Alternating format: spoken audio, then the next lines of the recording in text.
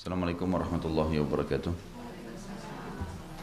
Alhamdulillah, senantiasa kita ucapkan kalimat yang mulia ini karena mata kita masih bisa melihat, telinga kita masih bisa mendengar, darah-darah kita masih mengalir di urat-uratnya, otot-otot kita masih melekat pada tulang-tulangnya, di dalam tulang masih ada sumsum dan masih ada energi yang Allah Subhanahu wa taala berikan ke tubuh kita ini sehingga kita bisa menghadiri majelis ilmu yang mulia ini. Juga segala nikmat yang tidak terhitung, terutama masalah Islam dan iman. Dan juga kita panjatkan salawat dan taslim kepada Nabi besar Muhammad sallallahu alaihi wasallam, satu-satunya guru, kiai, suri toladan dan idola setiap orang yang beriman, yang akan menuntun manusia dari jalan yang gelap kepada jalan yang terang benderang, dari dunia menuju ke akhirat, dari surga, dari neraka menuju ke surga, dari kebodohan kepada kepintaran dan pengetahuan tentang Tuhan Allah Subhanahu wa taala. Maka sangat wajar kalau kita sering membacakan juga salawat dan taslim kepada junjungan Nabi besar Muhammad sallallahu alaihi wasallam. Seperti biasa di hari Jumat pagi ini kita membahas, semoga Allah berkahi ke depan, buku Pembatal Keislaman. Dan ini saya sudah beritahukan pada pertemuan perdana kita yang lalu, masalah judul buku sebenarnya Nawaqidul Iman, Pembatal Keimanan. Al-Qauliyah wal-Amaliyah, ucapan ataupun perbuatan seseorang. Buku ini insya Allah akan kita bedah, mudah-mudahan Allah mudahkan sampai terakhir nanti. Karena beberapa alasan. Yang pertama, banyaknya umat Islam yang tidak tahu kalau semestinya dia sudah bukan muslim lagi, karena ada hal-hal yang membatalkan keislaman atau keimanannya yang dia tidak tahu. Tidak tahu pun sudah cukup untuk membuat itu terbatalkan, dan dia harus belajar mencari tahu sehingga memang dia bisa bertahan dengan keislamannya. Karena Allah Subhanahu wa taala mengingatkan dalam Al-Qur'an, wala tamutunna illa wa antum muslimun, jangan pernah kalian meninggal dunia kecuali dalam keadaan Islam. Dan kita tahu hadis Nabi sallallahu alaihi wasallam yang berbunyi, siapa yang mendengarkan, tidak ada seorang pun dari Yahudi dan Nasrani juga Majusi penyembah api yang mendengarkan aku diutus menjadi rasul, kemudian mereka tidak beriman pada aku kecuali, dan mereka meninggal dalam keyakinan tersebut, kecuali pasti masuk neraka. Artinya seorang muslim akan mendapatkan jaminan surga. Oleh karena itu seseorang di antara kita yang sudah muslim harus bersyukur kepada Allah Subhanahu wa taala. Tinggal bagaimana dia mempertahankannya dan jangan sampai menodai keislaman itu. Jangan sampai menodai keislaman. Ada sebuah tentu ibu-ibu yang belum memiliki bukunya bisa didapatkan di depan. Ibu Ami sudah siapkan. Kalau yang sudah ditaruh di sini memang biasanya ibu-ibu yang sudah rutin dititipkan. Jadi supaya tidak ada kesalahpahaman. Kita sudah jelaskan pada pertemuan yang lalu pembukaan daripada buku ini. Kenapa penulis memilihnya, kenapa menulisnya, alasan-alasan, dan ini yang saya bahasakan secara akademik sebenarnya kerangka fikir, ya. Bagaimana seseorang itu kalau mau menyusun sebuah buku, dia harus punya kerangka fikir. Kalau ada seseorang di antara ibu-ibu yang hadir di sini mau menulis sebuah tulisan, maka mempermudah sekali tulisan itu dan akan sistematis kalau dia punya kerangka fikir. Poin-poinnya, pendahuluan, kemudian bab 1 itu ada apa, bab 2 ada apa. Nanti orang, tujuan daripada kerangka fikir itu nanti akan keluar menjadi masalah daftar isi misalnya. Tapi awalnya kerangka fikir dulu, dioret-oret. Ya. Itu kerangka fikir nanti sudah biasa membentuk opini di benak kita. Saya harus susun apa saja isinya, dalil apa yang dibutuhkan, dan seterusnya. Itu sudah panjang lebar kita jelaskan satu pertemuan sebenarnya khusus membahas masalah kenapa beliau memilih tulisan ini. Di awal mukaddimah, beliau menitik beratkan tentang masalah iman. Definisi iman, ya, definisi iman. Dan itu akan kita titik beratkan pada pertemuan kita sekarang, ya, bagaimana seseorang memahami apa itu keimanan, karena keimanan tidak bisa lepas dari Islam, ya, tidak akan pernah bisa terpisah dengan Islam. Iman ini kalau tertanam di dalam hati seseorang muslim, maka iman ini bisa mengubah orang itu dari lemah menjadi kuat, miskin menjadi kaya, bodoh menjadi pintar. pengecut jadi pemberani, pelit jadi dermawan. Iman bisa mengubah semuanya. Makanya iman ini menjadi target bahasan agar bisa difahamin. Dan itu dalam agama kita hadis yang masyhur tentang Umar bin Khattab yang menceritakan kepada kita masalah Jibril datang kepada Nabi SAW, lalu Jibril bertanya kepada Nabi SAW yang mengatakan pada saat dia meletakkan lututnya, kata Umar bin Khattab, telah datang kepada kami di masjid seseorang yang tidak kelihatan tanda safar padanya, rambutnya sangat rapi, berwarna hitam, bajunya bersih, tidak ada sama sekali tanda safar, tidak ada tanda orang ini datang dari tempat jauh, tapi dia juga bukan penduduk asli Madinah.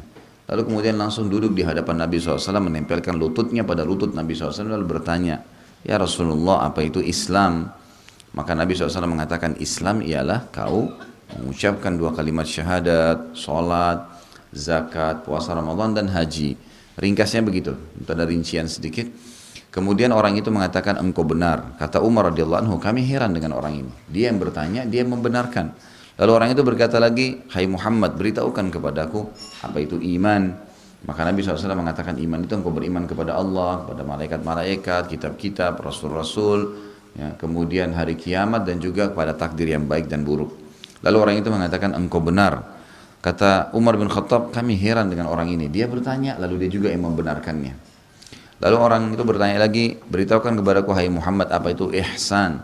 Ihsan itu kata Nabi SAW, engkau menyembah Allah seakan-akan kau melihatnya. Kalau kau tidak melihatnya, yakinlah dia sedang melihatmu. Maka orang itu berkata lagi, engkau benar. Kata Umar, kami heran yang ketiga kalinya, kenapa orang ini membenarkan lagi, padahal dia yang bertanya. Lalu orang itu berkata, hai Muhammad, beritahukan aku kapan terjadi kiamat. Kata Nabi SAW, yang ditanya dan yang bertanya, ini kalimat santun. Tidak lebih tahu, artinya saya dan kamu tidak tahu. Maka orang itu berkata, kalau begitu sampaikan kepada saya ciri-cirinya, tanda-tandanya kiamat itu. Kata Nabi SAW, engkau akan melihat para pengembala-pengembala domba yang berlumba-lumba membangun building-building atau bangunan-bangunan yang besar. Gitu kan? Dan ini ulama mengatakan sudah terjadi di Emirat Arab sekarang, itu jarak-jarak 40 tahun yang lalu, padang pasir. Tidak terlihat ada bangunan-bangunan yang mewah seperti sekarang, dan dulunya mereka pengembala kambing semuanya. Tapi akhirnya Allah Subhanahu wa taala ya, tinggikan mereka atau ya, berikan kepada mereka kelebihan dunia ini. Dari hadis tadi yang baru saya sebutkan, kalau ada tingkatan di dalam agama kita, dalam hadis ini, ada dengan istilah Islam, ada iman dan ada ihsan. Yang ulama mengatakan ini tingkatan sebenarnya. Semua orang yang syahadat, mengerjakan sholat 5 waktu, berpuasa Ramadan, mengeluarkan zakat hartanya, kemudian juga dia haji, dikatakan muslim. Tetapi dia tidak akan dikatakan mukmin kecuali dia sudah menggabung kelima rukun Islamnya dengan rukun imannya. Kalau dia gabung dengan rukun imannya, barulah dia bisa dikatakan mukmin. Setiap mukmin pasti muslim, tidak semua muslim mukmin. Karena kalau seandainya ada orang muslim, dia mengerjakan 5 waktu sholat, 5 rukun Islam, kemudian dia waktu sholat dia bertanya pada dirinya sendiri, Allah ada nggak ya? Malaikat catat nggak ya? Hari kiamat saya terima nggak pahalanya? Ini masih muslim, belum mukmin. Jadi orang mukmin dia sudah menggabungkan antara rukun Islamnya sama rukun imannya. Nah, semua mukmin pasti muslim, tidak semua muslim itu mukmin. Nah, yang banyak sekarang ini standar umat Islam adalah muslim saja. Mereka belum mukmin. Sementara untuk pindah dari tingkat keislaman saja disempurnakan menjadi tingkat keimanan, maka itu butuh ilmu. Kata kuncinya satu, ilmu. Bagaimana dia belajar, seperti misalnya ibu-ibu hadir di majelis ilmu ini jembatannya, ini tangganya. Karena ilmu ini akan mendatangkan informasi dan akhirnya membuat kita jadi faham. Ilmulah yang akan terhadap hukum agama yang membuat iman itu muncul. Nah, kalau iman sudah muncul maka akan pindah ke tahap yang setelahnya namanya ihsan. Ihsan itu menyembah Allah seakan-akan melihatnya. Itu akan muncul perasaan tersebut, akan pekah dimanapun berada, terasa terkontrol dan terawasi oleh Allah. Ada orang, nggak ada orang, gitu kan? Dia sangat yakin dengan hal-hal seperti itu. Maka itu adalah orang-orang yang muhsin. Mudah dia mengamalkan amal saleh, mudah dia meninggalkan dosa-dosa. Ya. Seperti itu tangganya ya. Baik.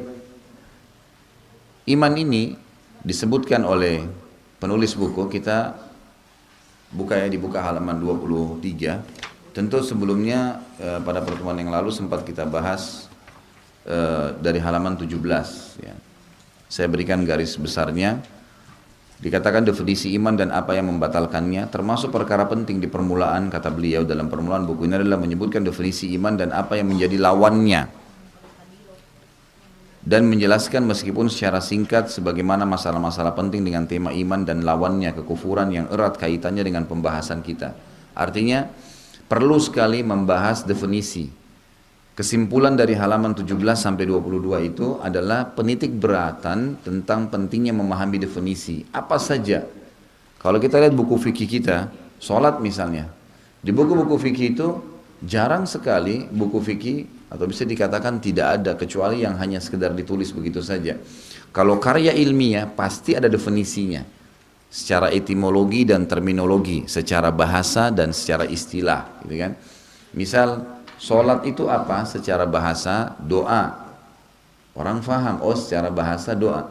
Jadi orang bisa mengatakan saya sholat, kalau secara bahasa berarti saya sedang berdoa.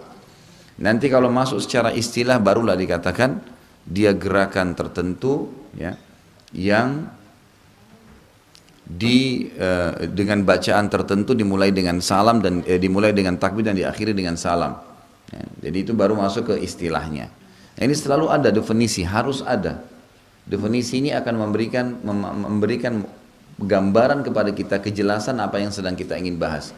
Puasa juga begitu, haji juga begitu. Semua ibadah pasti ada definisinya. Nah, iman ini juga ada definisi. Dan perlu untuk memahami definisi tersebut sehingga kita tahu, oh ternyata ini yang sedang saya jadikan target, ini yang sedang saya pelajarin. Gitu kan? Seperti itulah. Definisi ini lebih tepatnya atau gambaran lainnya seperti kita mau pergi ke satu tujuan, kita cari tahu alamatnya dan pemilik rumahnya, itu definisi, gitu kan. Seperti itulah definisi kalau dari segi istilahnya. Baik, beberapa ayat sudah sempat saya bahas ya. Seperti firman Allah Subhanahu wa taala dalam surah Al-Hujurat ayat 14 di halaman 19 itu. Ini sudah kita bahas yang lalu lah, saya cuma mereviewkan kembali. Walamma yadkhulul imanu fi qulubihim. Iman itu akan masuk pada saat masuk ke dalam hati mereka. Ya. Ini menjelaskan iman itu tempatnya di dalam hati seseorang. Kemudian juga Al-Mujadilah ayat 22, A'udzubillahi minasyaitonirrajim, kataba fi qulubihimul iman. Mereka itulah orang-orang yang telah Allah tanamkan keimanan di dalam hati mereka. Penjelasan iman di dalam hati dan dia bisa tertanamkan. Iman juga ini bertambah dengan ketaatan, berkurang dengan kemaksiatan. Makin patuh seseorang kepada Allah, makin rutin dia mengerjakan ketaatan-ketaatan wajib atau sunnah. Maka dan juga diikuti makin rutin dia meninggalkan yang dilarang, haram atau makruh. Terus dia komitmen di situ, maka makin tinggi tingkat imannya. Seperti misal kalau ibu-ibu lagi umroh, kita berusaha mengikat diri dengan ibadah. Dari hotel ke masjid, azan ke masjid lagi. Pokoknya kita targetnya selalu ibadah. Baca Quran, antara azan, antara sholat dengan sholat, mengikat diri di masjid misalnya. Kegiatan demi kegiatan, semuanya agama. Taklim dihadiri, kemudian nanti tour city pun mempelajari tentang sejarah Mekah dan Madinah. Kita merasa kita sedang menghimpit, mengurung diri kita di sebuah lingkup ya, ruangan yang namanya keimanan itu. Makanya terasa lain, kental. Banyak jemaah saya berkata, Ustadz kenapa kita kalau di sini terasa enak ya, imannya merasa nyaman, ibadah. Kalau di Indonesia enggak. Permasalahannya karena kalau pulang Indonesia ditinggalkan ibadahnya. Pernah enggak di Indonesia dilakukan mengikat diri antara maghrib sama isya di masjid misalnya? Mungkin tidak pernah lihat masjid malah. Tidak pernah masuk ke dalam masjid. Sementara di sana enggak. Pernah enggak kita lakukan sama, begitu azan langsung sholat. Enggak ada kegiatan lain. Sebagaimana di Saudi, kalau kita lagi di Mekah sama Madinah, sebelum azan sudah turun ke masjid. Kita sudah komitmen. Habis sholat membaca beberapa lembar Al-Quran. Dan seterusnya. Maka dia bisa bertambah dan berkurang. Kapan kita tinggalkan amal saleh, Apalagi kalau orang bumbuhi dengan dosa, pasti drop imannya. Iman itu bertambah dengan ketaatan, berkurang dengan kemaksiatan. Yang jelas, makin kita jaga, maka makin tebal dan makin ada kenikmatannya. Karena iman itu punya kenikmatan. Kalau iman tidak punya kenikmatan, seseorang di antara kita tidak mungkin mau dulu di majelis ilmu seperti ini. Tidak akan mungkin ibu-ibu mau menjaga komitmen jilbabnya misalnya. Tidak akan mungkin seseorang itu pada lihat orang miskin mau memberikan sesuatu kepada mereka dan seterusnya. Kemudian juga Allah Subhanahu wa taala menyebutkan di sini Al-Maidah ayat 41 setelahnya a'udzubillahi minasyaitonir rajim ya ayyuhar rasul la yahzunka alladziina yusari'una fil kufri minal ladziina qalu amanna bi afwahihim wa lam tu'min qulubuhum. Ini dalil menjelaskan bahwasanya memang orang kalau hanya sekedar mengucapkan dengan lisan saja atau baru mengamalkan rukun Islam tapi tidak diikuti dengan keyakinan keenam rukun iman, ini masih belum dikatakan iman. Iman belum masuk dalam hatinya. Dia belum yakin Allah itu ada, Allah melihatnya, Allah mengawasinya, malaikat memang sedang mencatat. Itu semua ya mestinya ditanamkan baru bisa dikatakan orang itu mukmin. Kata Allah, hai Rasul, hendaknya janganlah kau disedihkan oleh orang-orang yang bersegera memperlihatkan kekafirannya, yaitu diantara orang-orang yang mengatakan dengan mulut mereka kami telah beriman, padahal hati mereka belum beriman. Iman belum masuk ke dalam hatinya.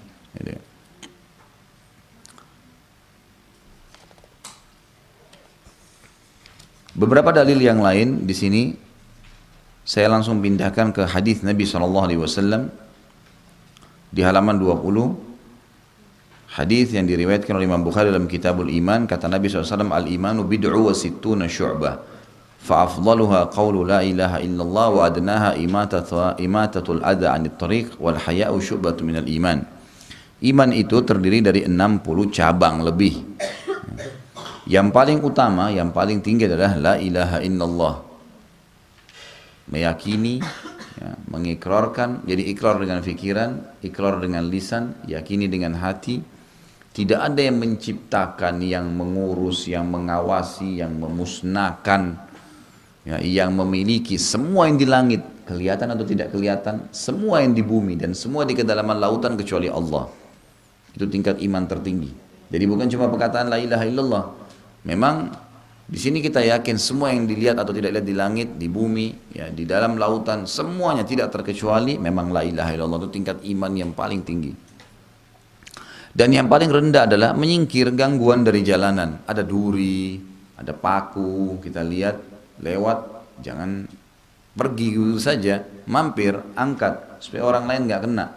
Itu bagian terendah dari keimanan. Dan malu adalah salah satu dari cabang keimanan itu. Ya, malu dalam melakukan kemaksiatan, malu mengambil haknya orang lain, ya, itu malu ya. Malu dalam melanggar hukum Allah, itu yang dikatakan malu. Keliru kalau malu itu dianggap misal tidak mengingatkan orang dari kesalahan. Lalu dia katakan saya malu mau mengingatkan, ini salah, ini bukan malu. Kalau dalam agama kita tidak dihitung malu itu. Malu itu adalah seorang yang malu terhadap kalau meninggalkan perbuatan yang Allah perintahkan dan melakukan apa yang Allah larang.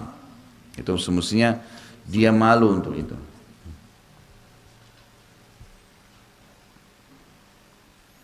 Tolong mobil yang B255 KEI, minta kunci mobilnya untuk dipindahin. Siapa yang pakai mobil ini? Oh iya.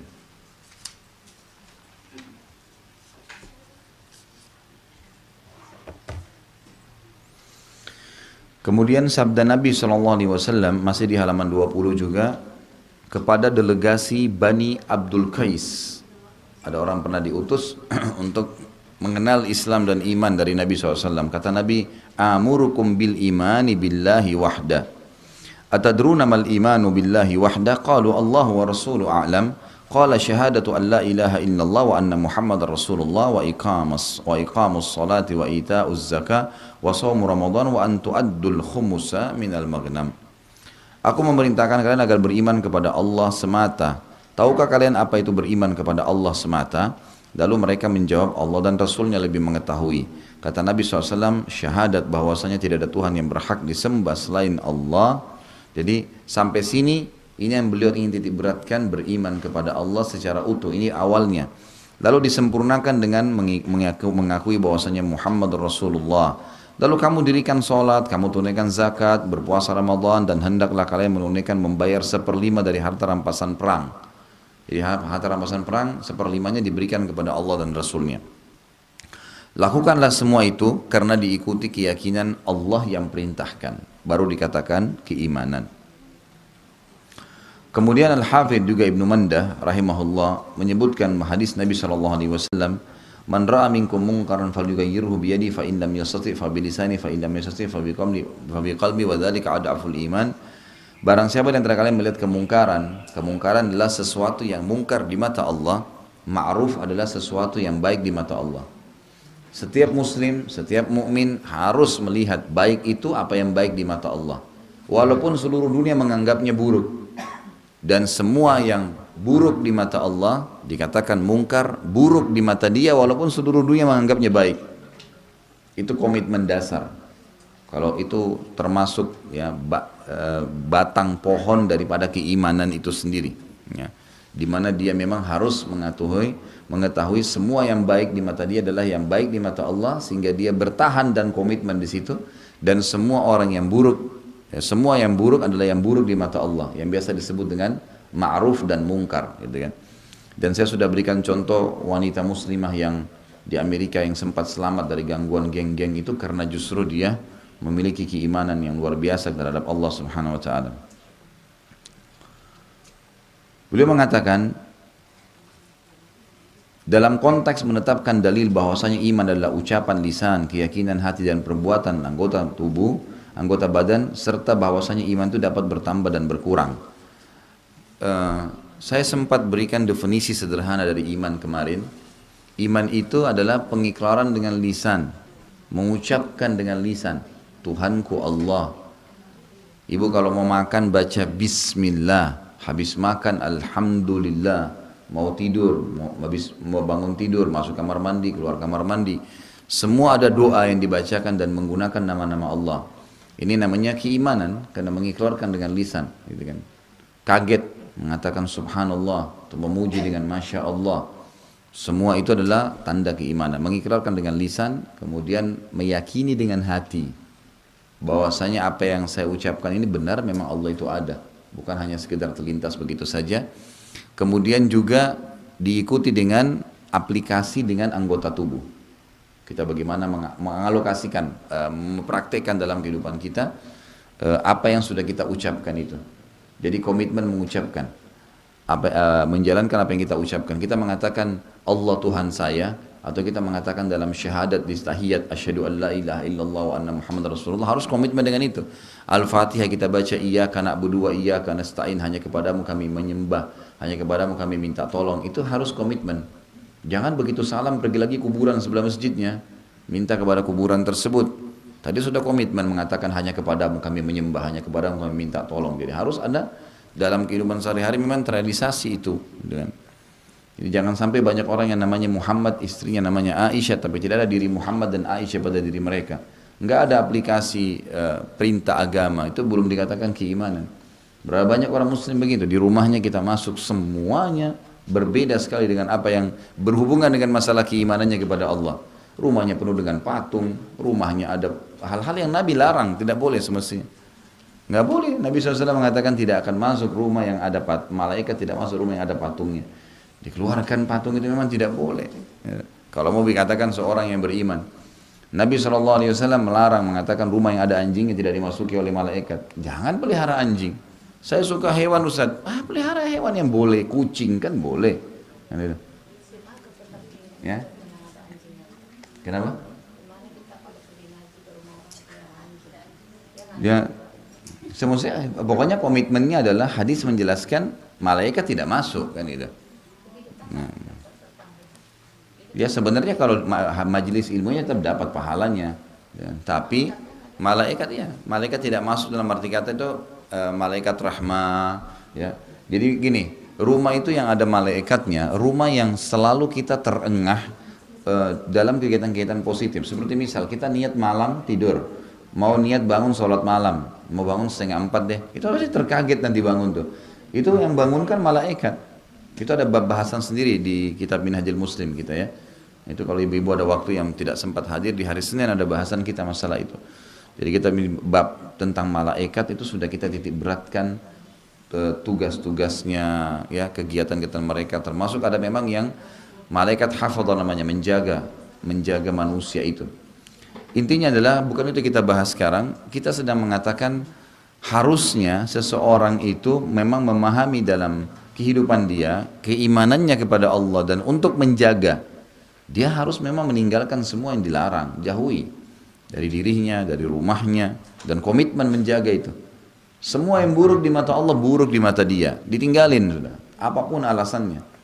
Dan dia mengerjakan atau menikmati apa yang Allah bolehkan. Dan saya sudah bilang itu hari, setiap kali Allah melarang sesuatu, kita harus tahu Allah selalu siapkan gantinya lebih baik dan lebih banyak, gitu kan? Allah haramkan babi, Allah ganti sapi, ayam, kambing, kuda, kelinci, banyak. Nggak boleh khamar, Allah ganti dengan sirup, madu, susu, banyak gitu loh. Kecuali kalau misalnya Allah haramkan kemudian tidak ada opsinya, itu lain. Ini banyak jalan keluarnya, untuk apa? Nggak, kita butuh lawan jenis, Allah larang, tidak boleh zina, tidak boleh berbebas, tapi boleh nikah. Nikah silahkan sampai capek berhubungan biologis gitu. Nggak ada masalah, melampiaskan halal malah dapat pahala. Allah kasih caranya. Jadi kekeliruan kalau orang tidak paham masalah ini untuk menjaga komitmen keimanan ya. Sementara orang beriman itu mendapatkan semua apa yang didapatkan oleh, bahkan lebih lagi. Selain mendapatkan kenikmatan dunia juga mereka akan mendapatkan yang berhubungan dengan akhirat, yaitu pahala. Tentu para salafus saleh mengucapkan tentang apa yang saya bilang tadi cukup banyak ya. Di antaranya Imam Ahmad bin Hanbal berkata, iman adalah ucapan dan perbuatan, dapat bertambah dan berkurang. Kemudian Imam Al-Juri menulis sebuah bab di dalam kitabnya, kitab ini Asy-Syariah, bab pendapat bahwasanya iman adalah membenarkan dalam hati, mengakui dengan lisan dan mengamalkan dengan anggota badan. Dan seseorang tidak menjadi mukmin kecuali jika padanya terkumpul 3 perkara tersebut. Kalau dia cuma ucapin saja, siapa Tuhanmu? Allah. Tapi sehari-hari nggak sholat, nggak tutup aurat, masih banyak pendapatan yang haram, itu tidak ada keimanan. Dan orang seperti ini memang dia tidak akan pernah rasakan keimanan itu. Tidak bisa. Coba ibu-ibu komitmen, terapkan apa yang Allah perintahkan, nikmatin apa yang Allah halalkan, kerjakan yang diperintahkan wajib atau sunnah, tinggalkan apapun yang Allah larang. Komitmen coba jalani seminggu, 2 minggu, lihat perubahannya. Terasa itu. Kita jadi lebih pekah, gitu kan? Kalau kita lagi keluar, misal kita komitmen jaga tutup aurat, begitu kita keluar, tersingkap sedikit atau kita lagi di rumah tiba-tiba ada orang nyelonong masuk, ngelihat rambut kita, kita langsung tidak nyaman. Kok ini orang? Saya sudah komitmen, sebab sudah komitmen ya. Atau menjaga sebuah ibadah, sudah terbiasa misalnya sholat begitu azan, coba jalanin 2 minggu deh, seminggu 2 minggu. Setelah itu pas azan kita kelewat, nyesel nggak kira-kira? Ada penyesalan. Nah itu tanda keimanan. Bagaimana kalau sebulan, bagaimana kalau setahun, bagaimana kalau 10 tahun? Ada orang yang sudah puluhan tahun selalu azan sudah sholat, selalu puasa Senin Kamis, selalu ini, selalu itu. Dia udah nggak nyaman kalau nggak dikerjain.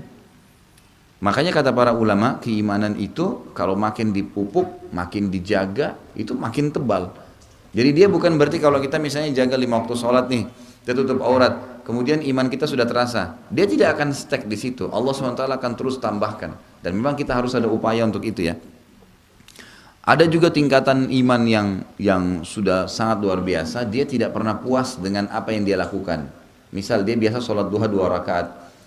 Ada saatnya di mana dia mengubah menambahnya jadi 4 rakaat. Ada saatnya dia mengubah menjadi 8 rakaat. Mencari yang lebih afdal. Kalau dia biasa membaca di sholatnya cuman membaca Subhana Rabbil Azim dalam ruku misalnya 3 kali. Ada saatnya dia mengetahui ada hadis Nabi yang menjelaskan Nabi SAW membaca 10 sampai 11 kali. Kemudian ada lagi sudah dijalankan komitmen jalan. Ada lagi Nabi SAW mengajarkan 6 atau 7 macam bacaan ruku. Dihafal lagi, diamalkan lagi, gitu kan? Bahkan sebagian besar ulama mengatakan boleh membaca masing-masing zikir ini. Doa ruku yang ada 7 macam itu dibaca masing-masing 11 kali. Jadi kita tingkatkan, ya, ditingkatkan, maka akan dengan sendirinya nanti akan ke situ. Dan memang kalau kita komitmen tadi jaga, ada dorongan untuk itu. Ibu kalau komitmen jaga tadi 2 minggu ibadah atau sebulan misalnya sudah komitmen tutup aurat, jaga yang wajib-wajib dulu deh. Jaga yang wajib-wajib dulu, sholat, azan langsung sholat, komitmen aja dulu. Nanti setelah 2 minggu, sebulan itu kita terdongkrak untuk buat yang lainnya. Tiba-tiba, saya kayaknya habis subuh mau ngaji deh 2 lembar, ada dorongan untuk itu. Oh saya kayaknya kalau pagi kosong saya mau ikut pengajian deh. Ada program yang muncul, komitmen lagi, nanti akan terus begitu, tidak pernah habis. Tidak akan pernah habis, program keimanan itu tidak akan pernah habis. Terus ada saja yang bisa menambah itu. Imam Ibn Battah rahimahullah berkata mendefinisikan iman, maknanya adalah membenarkan apa yang dia firmankan. Saya sudah bilang kemarin, penulisan kita baku secara kamus bahasa Indonesia. Penulis Indonesia itu kalau Allah, Tuhan, di tengah-tengah huruf ditulis kata ganti dia, pasti D-nya dibesarin. Atau nya, kata ganti yang tidak hadir, maka N-nya dibesarkan. Jadi itu yang dimaksud di sini, membenarkan apa yang dia firmankan. Dia, D-nya besar, berarti di sini Allah Subhanahu wa Ta'ala. Kemudian dia perintahkan, dia wajibkan, dan dia larang. Dari seluruh apa yang dibawa oleh para rasul dari sisinya dan yang ditetapkan oleh kitab-kitab, dan telah dia dengan itu dia mengutus para rasul, ya. Maka Allah SWT berfirman, wa ma arsalna min qablika min rasulin illa nuhi ilaihi annahu la ilaha illa ana fa'budni.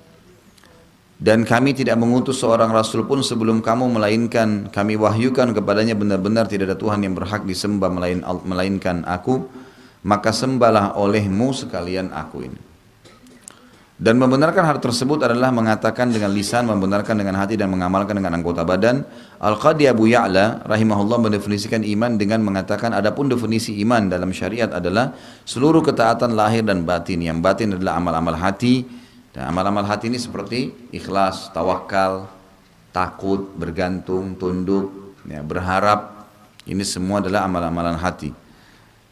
Yaitu membenarkan dengan hati, membenarkan dengan hati, dan yang zahir tampak adalah perbuatan-perbuatan badan yang wajib dan yang mandub atau yang disunnahkan. Penegak sunnah Ismail al-Asbahani rahimahullah berkata, iman secara syar'i adalah seluruh ketaatan lahir dan batin.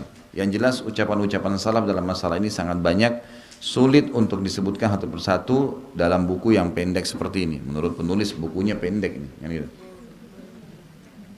Baik, kita sekarang lanjutkan bahasan yang lalu ke definisi, ke poin yang kedua.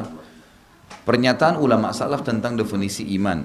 Ungkapan salafus saleh tentang definisi iman adalah beragam. Terkadang mereka berkata ia adalah ucapan dan perbuatan. Terkadang mereka berkata ucapan dengan lisan, keyakinan dengan hati, dan perbuatan dengan anggota badan. Terkadang pula mereka mengatakan iman ialah ia adalah ucapan, perbuatan, dan niat. Dan terkadang mereka mengatakan ucapan, perbuatan, niat, dan mengikuti sunnah. Semua itu adalah sahih, tidak ada yang salah sebenarnya. Ungkapan-ungkapan di atas tidak mengandung perbedaan dari segi makna. Sebagaimana hal tersebut dijelaskan oleh Syekh Islam Ibn Taimiyah. Beliau berkata rahimahullah, kalau mereka berkata iman adalah ucapan dan perbuatan, maka termasuk ke dalam ucapan adalah ucapan hati dan lisan sekaligus. Inilah yang difahami dari lafaz al-qaul atau ucapan, dan al-kalam yang berarti pembicaraan. Tidak berbeda dengannya jika disebutkan secara mutlak, karena secara ucapan yang mutlak dan perbuatan yang mutlak menurut salaf mencakup ucapan hati dan lisan serta perbuatan hati dan anggota badan. Artinya kalau diitlakkan perbuatan atau perkataan, ya, itu akan masuk di dalamnya semuanya kalau secara mutlak, ya. Ucapan lisan tanpa keyakinan hati adalah ucapan orang-orang munafik. Ini tidak disebut qaul, tidak disebutkan ucapan, kecuali dengan batasan seperti firman Allah Subhanahu wa taala surah Al-Fatih ayat 11, yaquluna bi alsinatihim ma laysa fi qulubihim. Mereka mengucapkan dengan lidahnya apa yang tidak ada dalam hatinya. Ini lain. Ini berarti seperti orang-orang munafikin, tidak diitlakkan, tidak dianggap ini ucapan yang mutlak. Ucapan mutlak itu kalau orang bilang saya akan datang, kalau ucapannya mutlak berarti dia akan datang, bukan ada dalam hatinya, oh saya cuma ucapin, gitu kan. Sehingga dia cuma dalam hati, saya tidak akan datang. Itu lain, itu seperti ciri kemunafikan. Bagi orang beriman tidak ada itu. Apa yang dia ucapkan dengan lisannya ya sudah, berarti itu yang dalam hatinya. Begitu pula perbuatan anggota badan tanpa perbuatan hati. Ia termasuk perbuatan orang-orang munafik yang ditolak oleh Allah Subhanahu wa taala. Jadi ucapan salaf mencakup ucapan dan perbuatan lahir dan batin. Kalau perbuatan anggota badan tanpa perbuatan hati ditolak. Ya, jadi ada connect. Seperti misalnya ada orang sholat tapi tidak ikhlas perbuatan hatinya, gitu kan? Dia bilang saya terima sih cobaan Allah, tapi dia tidak pasrah, dia tidak tawakal kepada Allah. Maka ini berarti tidak, sama lisan saja. Orang kalau memang ikutin dengan hatinya, maka pasti secara otomatis dia bisa menerima apapun itu. Nikmat dia bersyukur, cobaan dia bersabar, ya dia bisa terima. Ya, dan dia faham bahwasanya dunia ini akan dilaluin sebentar. Barang siapa menginginkan keyakinan, dia melihat bahwa kata ucapan hanya difahami darinya ucapan lahir. Atau dia mengkhawatirkan itu, maka dia menambah keyakinan dengan hati. Barang siapa berkata ucapan, perbuatan dan niat, dia berkata ucapan mencakup keyakinan dan ucapan lisan. Adapun amal perbuatan maka bisa jadi niat difahami darinya, maka dia menambahkan itu. Barang siapa yang menambah mengikuti sunnah, maka karena semua itu tidak dicintai Allah kecuali dengan mengikuti sunnah. Dan yang mereka maksud bukan segala ucapan dan perbuatan, akan tetapi maksud mereka adalah ucapan-ucapan dan perbuatan-perbuatan yang disyariatkan. Maksud mereka adalah membantah Murji'ah yang menjadikannya ucapan saja. Jadi ada kelompok namanya Murji'ah, dia hanya menjadikan iman itu hanya ucapan. Sehingga tadi sudah dijelaskan harus diikuti dengan keyakinan hatinya. Maka mereka berkata,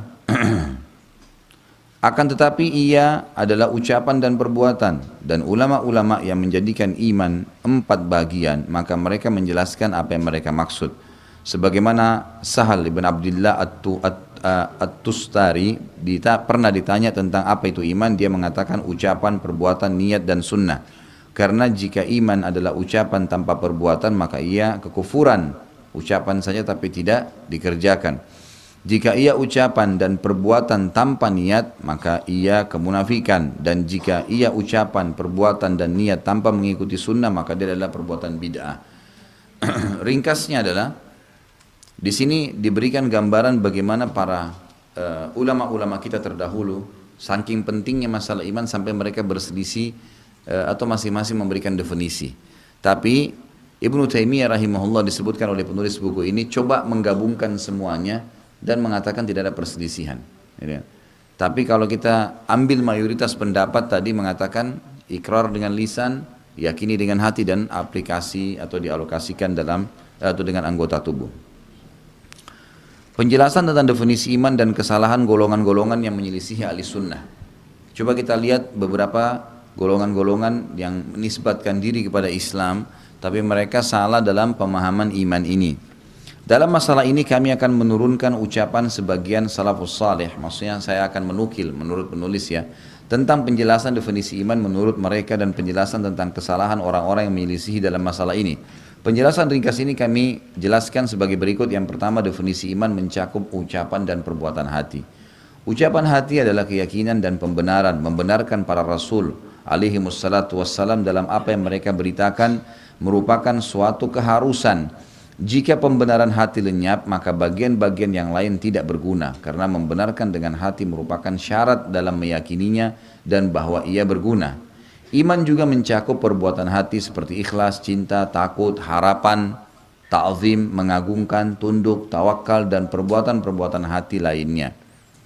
Jika amal hati lenyap dan keyakinan pembenaran atau at-tasdiq ada, maka ahli sunnah bersepakat bahwa iman menjadi lenyap dan bahwasanya pembenaran tidak berguna dengan lenyapnya amal-amal hati.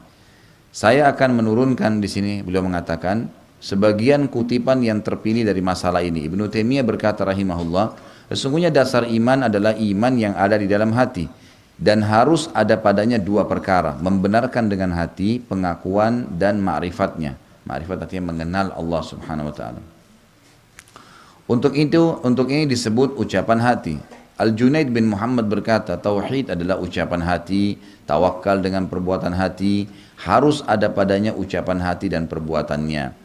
Kemudian ucapan badan dan perbuatannya. Harus ada padanya perbuatan hati seperti cinta kepada Allah dan Rasulnya, takut kepada Allah, cinta kepada apa yang dicintai Allah dan Rasulnya, benci kepada apa yang dibenci oleh Allah dan Rasulnya, ikhlas beramal hanya karena Allah semata, tawakal hati, menyerahkan diri hanya kepada Allah semata, dan perbuatan-perbuatan hati lainnya yang diwajibkan Allah dan Rasulnya, dan dia menjadikannya termasuk bagian daripada iman. Jadi gini, misal saya kasih penjabarannya. Kalau kita sedang sakit, orang mukmin dengan keyakinan yang ada dalam hatinya, dia yakin yang ciptakan dia Allah, yang mengalirkan darah di tubuhnya, yang memberikan energi, yang membuat matanya bisa melihat, semua ini diyakini sama dia. Allah lah yang telah menciptakan dia, Allah lah yang telah menciptakan penyakit yang sedang ada dalam tubuhnya, dan Allah pula yang bisa memberikan kepadanya kesembuhan. Orang ini nanti akan bisa menerima realita yang dia sedang hadapin, dan dia akan mengantungkan dirinya atau nasibnya kepada Allah Subhanahu wa taala. Ini puncak keimanan tuh. Ada musibah apapun, dia yakin yang ciptakan dia Allah, yang ciptakan musibah itu Allah, gitu kan? Dan yang bisa mengangkat adalah Allah Subhanahu wa taala. Nikmat yang sedang dia rasakan, yang ciptakan dia Allah, yang ciptakan nikmat itu Allah, dan yang bisa menambah dan mempertahankan hanya Allah. Terus begitu. Jadi hidupnya semua untuk Allah Subhanahu wa taala. Ini puncak keimanan. Jadi tidak ada sesuatu yang mengganggu kehidupan dia. Dalam cobaan pun dia yakin, dan Allah sudah janji. Ini banyak orang kalau lagi ada masalah, dia selalu ngerutuh, susah menerima, gitu kan? Karena dia tidak yakin dengan apa yang Allah SWT, dia imannya kepada Allah itu masih belum ada ya. Karena Allah menyebutkan dalam Al-Quran, dipastikan, fa inna ma'al usri yusra, inna ma'al usri yusra. Di setiap kesulitan pasti ada jalan keluar, pasti, janji. Di setiap kesulitan ada jalan keluar. Tidak pernah orang itu tidak mendapatkan jalan keluar dari masalahnya. Cuman masing-masing masalah memiliki ajal atau batas. Ada orang dicoba sama Allah setahun, ada orang dicoba sebulan, ada orang dicoba sehari. Ada orang hilang dompetnya, sehari hilang, besok ditemukan. Ada orang masalah yang dihadapin setahun, tergantung. Dan orang mukmin tahu betul masalahnya. Begini memahaminya, kalau seandainya ada cobaan datang kepada kita, ada dua macam ya, ada cobaan, ada musibah lain. Cobaan itu ada sebab, tidak ada sebab bisa datang. Kita bangun tidur tiba-tiba sakit. Tadi malam sudah sehat, gak ada masalah. Makanan sudah alhamdulillah kenyang, tidurnya juga enak, tapi bangun tidur flu. Misal. Jadi tidak ada sebab, itu cobaan namanya. Ini pasti dicoba, gak ada orang yang dicoba. Gak ada orang seumur hidupnya sehat terus, gak ada. Pasti ada sakitnya. Gak mungkin. Gak ada orang muda terus, pasti ada tuanya. Nggak bisa. Orang yang menjalani usaha, sepintar apapun dia, ijazahnya sehebat apapun, pasti ada saatnya di mana perusahaannya turun. Mungkin ada saatnya dia bangkrut, kemudian nanti dia kembali bangkit lagi. Itu sudah sunnatullah, kehidupan seperti itu. Nah dia yakin bahwasanya memang ini semua telah diatur oleh Allah Subhanahu wa taala, membuat dia bisa menjalani, bisa menerima itu, bisa menjalaninya, bisa menerimanya. Dia jadi lebih mudah menjalani kehidupan. Itu cobaan. Nah, kalau kita orang beriman, Bu, beriman kepada Allah Subhanahu wa taala, cobaan itu akan datang kalau bukan membersihkan dosa yang tersisa atau meninggikan derajat. Seperti gini. Misal umur kita 60 tahun, 70 tahun, anggaplah Allah kasih sampai 100 tahun. Ada derajat di surga. Ibu nggak bisa dapat itu kecuali dengan 200 tahun sholat malam, 200 tahun bakti dengan orang tua, 200 tahun sedekah. Umur kita cuma 100, gimana caranya kita bisa dapat? Kalau Allah Subhanahu wa taala ingin kita sampai derajat itu, maka dia akan datangkan cobaan. Dicoba penyakit 10 tahun misalnya. 10 tahun ini sebenarnya kalau di akhirat kita tahu dengan keimanan kita, ini butuh ilmu. Allah sudah jelaskan kalau kita sabarin tuh, laluin, sabar ini, terima apa yang Allah sedang cobakan, lalu ikhtiar cari jalan keluar. Sakit, kemudian dia coba ke dokter, ikhtiar, minum obat, sambil berdoa kepada Allah, itu namanya sabar. Sabar itu bukan duduk manis, ulus dada, kemudian duduk, itu enggak. Jadi dia terima itu. Nah, 10 tahun diuji dengan penyakit ini sudah cukup menyampaikan dia ke derajat yang 200 tahun tadi. Seperti itu memahami dengan keimanan. Kalau memahami seperti ini, orang yang stroke pun dia merasa ya sudahlah. Sisi yang lain, semua cobaan yang datang, gitu kan, itu hanya berlaku di dunia saja. Anggap paling buruk, ada orang lahir, matanya buta, telinganya tuli, tangannya sama kakinya semuanya puntung. Cuma badan saja, lahir. Misal ini contoh, anggap buruk sekali keadaannya, subhanallah. Orang seperti ini pun, kalau ada keimanan yang masuk ke dalam dia akan laluin biasa saja. Karena dia tahu ini hanya dunia. Orang kalau meninggal, jasadnya masuk ke tanah dimakan. Di akhirat kita diberikan jasad baru, sempurna, nggak ada lagi cacat. Hadis Nabi SAW menjelaskan masalah itu. Kalian akan dibangkitkan oleh Allah Subhanahu Wa Taala dan laki-laki semua akan bangkit sesuai dengan poster ayahnya Adam, 60 siku ke langit, 27,5 meter. Semua perempuan akan dibangkitkan dengan poster ibunya Hawa, 40 siku ke langit, 17,5 meter. Jadi semuanya sama, sempurna, nggak ada yang cacat, gitu kan? Tinggal ditiupkan ruh ke dalamnya oleh Allah Subhanahu Wa Taala. Orang beriman tahu masalah itu. Ini akan sangat memudahkan dia melalui cobaannya, gitu kan? Akan mudah sekali. Ada musibah. Kalau cobaan itu datang kepada individu ya, sakit, kehilangan barang, meninggalnya orang yang kita cintai, ya semua tuh cobaan yang berlalu. Tadi fungsinya saya sudah bilang, membersihkan dosa atau meninggikan derajat.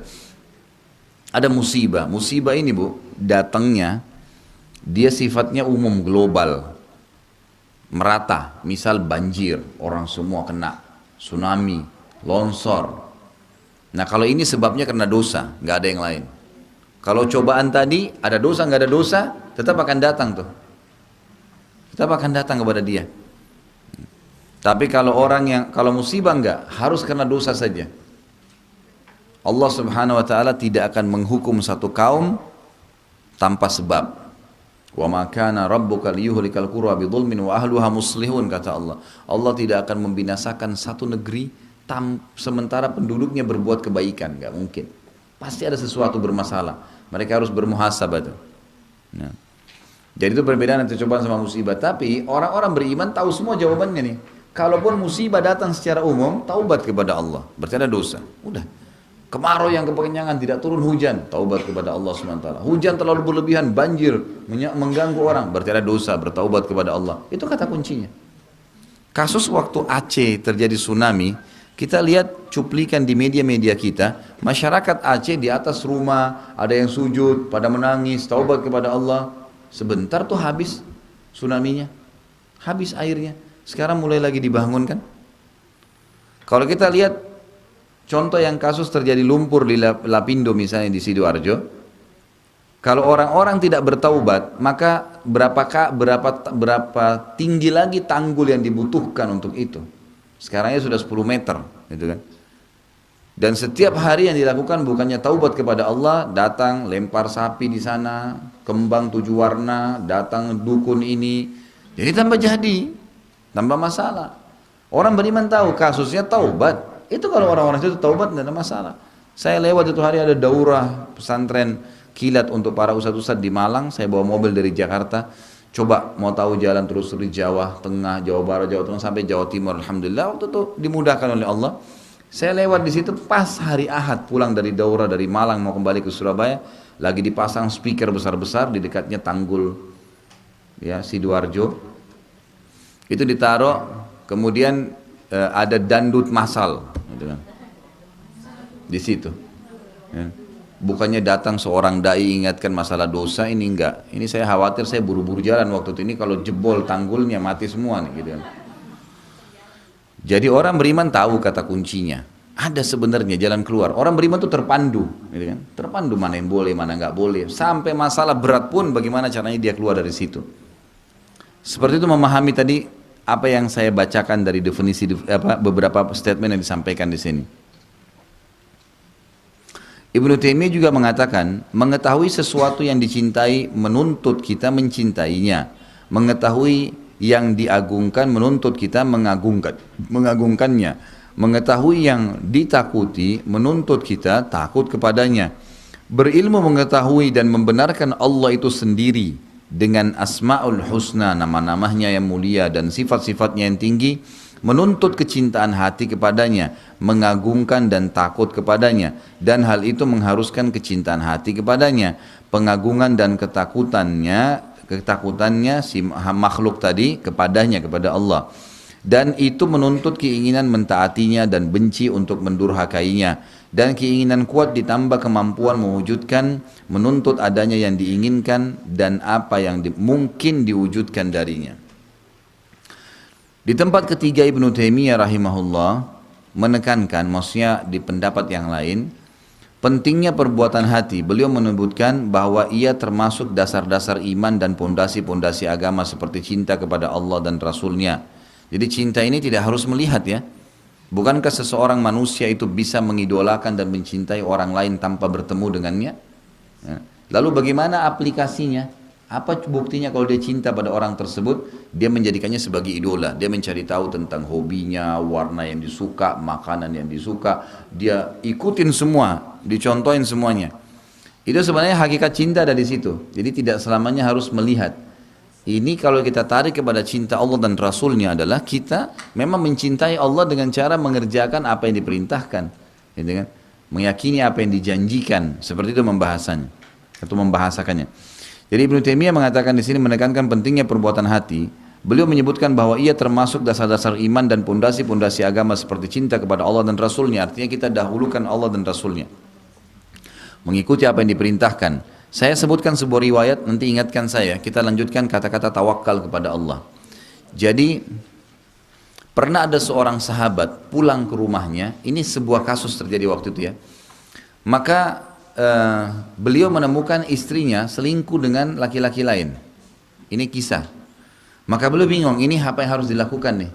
Beliau datang kepada Nabi SAW yang lagi kumpul dengan para sahabat yang lain. Dia mengatakan, ya Rasulullah, saya pulang ke rumah, saya dapatkan istri saya bersama laki-laki lain. Apa yang saya harus lakukan nih? Maka waktu itu ada seorang sahabat namanya Sa'ad bin Mu'ad, sahabat Nabi yang mulia, memang sangat luar biasa kecintaannya kepada Allah dan Rasulnya, pemahamannya, imannya sudah sangat luar biasa. Dia bilang, ya Rasulullah, kalau terjadi pada saya akan bunuh keduanya. Kata-kata bunuh di sini bukan yang kita bayangkan menusuk apa segala, bukan.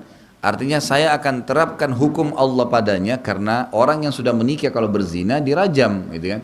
Saya akan membunuh mereka, saya akan terapkan hukum Allah di situ. Maka Nabi SAW berkata kepada para sahabat, tidak membahas lagi masalah kasus sahabat yang sedang istrinya selingkuh tadi, itu di nomor 2 kan. Yang Nabi SAW sekarang bahas hal yang lebih penting. Kata Nabi SAW, apakah kalian melihat cemburunya saat terhadap agama Allah? Allah bilang haram, sudah selesai haram, tinggalkan udah. Dilarang jangan dilakukan. Yang diperintahkan kerjakan, karena ini ada ancaman, ini ada janji-janji, ada pahala, ada banyak. Maka kata beliau, apa kalian lihat cemburunya saat terhadap agama Allah? Kenapa kok Allah larang masa dia mau kerjakan? Kata para sahabat, iya ya Rasulullah. Kata Nabi SAW, saya lebih cemburu daripada Sa'ad.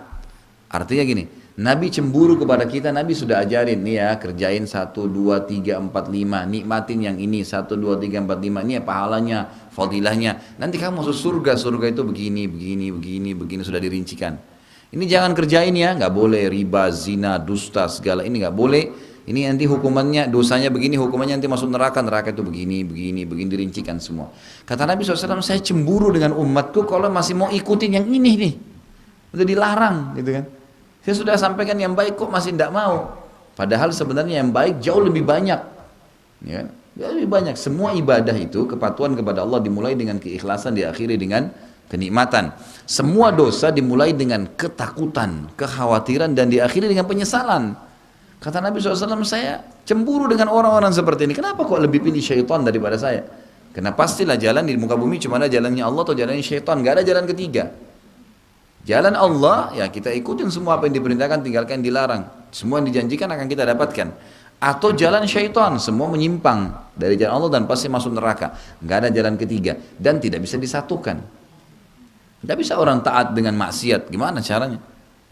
Kalau ada orang di tengah-tengah seperti ini, maka tidak akan pernah merasakan nikmatnya ibadah, tidak juga merasakan nikmatnya dosa. Kalau ada orang mabuk tengah malam, jam 3 malam dia mabuk, tapi dia jaga sholat. Sementara dia mabuk, dia pikir, sebentar mau sholat subuh nih. Gitu. Nggak enak mabuknya, gitu kan.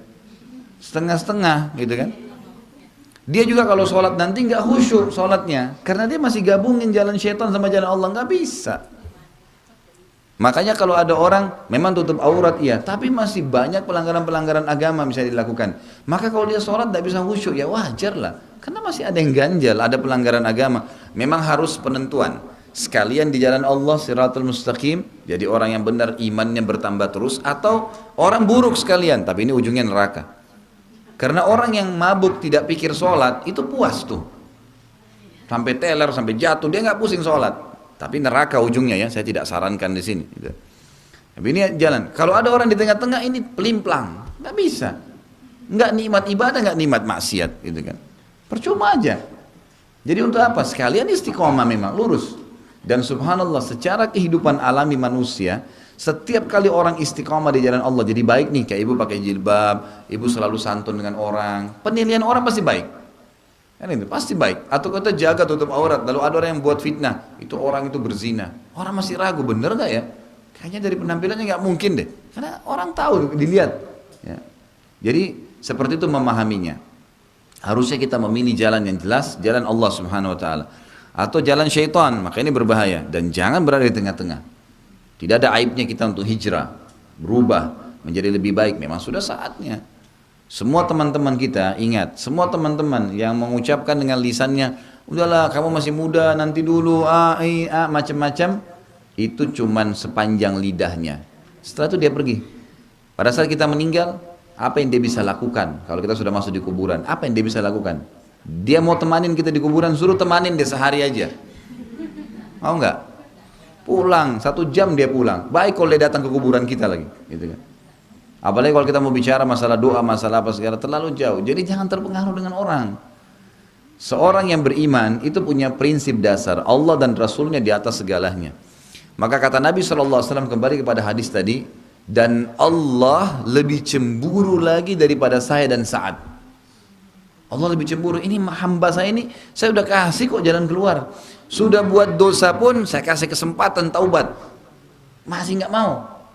Ada orang subhanallah gitu, dikasih penyesalan, gundah, sumpek, dari diskotik malam, sumpek, pulang ke rumah, sumpek, tidur, mimpi nggak enak, dikasih kesusahan sama Allah SWT supaya dia kembali ke jalan Allah. Ada orang nggak faham, dia nggak belajar, nggak ke agama, mabuk lagi, akhirnya Allah sekalian tabrakin, mati. Gitu. Dalam kondisi mabuk. Jadi kasih peringatan mereka tidak mau. Kata para ulama, walaupun orang kafir, itu pasti Allah kasih tanda-tanda penyesalan. Itu yang paling dasar itu selalu penyesalan, ketakutan, gundah, sumpah, nggak tahu mau buat apa, gitu. Bertengkar, ribut terus sama orang, gitu kan. Usaha nggak berjalan, Allah sempitkan dia supaya dia kembali ke jalan Allah sebenarnya. Ini dimaksud dengan bagaimana mencintai Allah, artinya dan Rasulnya mendahulukan Allah SWT, istiqamah di jalannya. Itu ada kenikmatannya kok Bu, coba komitmen aja, jalanin. Saya tadi kasih contoh seminggu, 2 minggu, sebulan, coba deh, jalankan. Ada kenikmatan tersendiri. Nanti malah kalau makin peka iman kita, kita makin menganggap, ya Allah, dulu saya jahilnya ya. Gitu.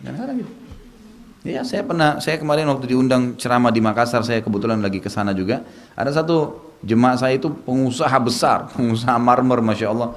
Sudah miliaran, bukan miliaran lagi tuh. Gunung marmernya bisa sampai sekian ratus tahun gitu. Dia ikut sama saya haji, suami istri, belum paham sama sekali sunnah Nabi, belum paham agama, sering bertanya, konsultasi. Kebetulan saya ketemunya di Jakarta, sama-sama dari Makassar, ini ngobrol-ngobrol, saya ke Makassar ketemu lagi, sering konsultasi. Sampai akhirnya berubah gitu. Dia sama istrinya berubah total. Saya ketemu dia kaget, dia sudah pelihara jenggotnya, komitmen menjaga sholat 5 waktu di masjid. Ada perubahan total nih terjadi.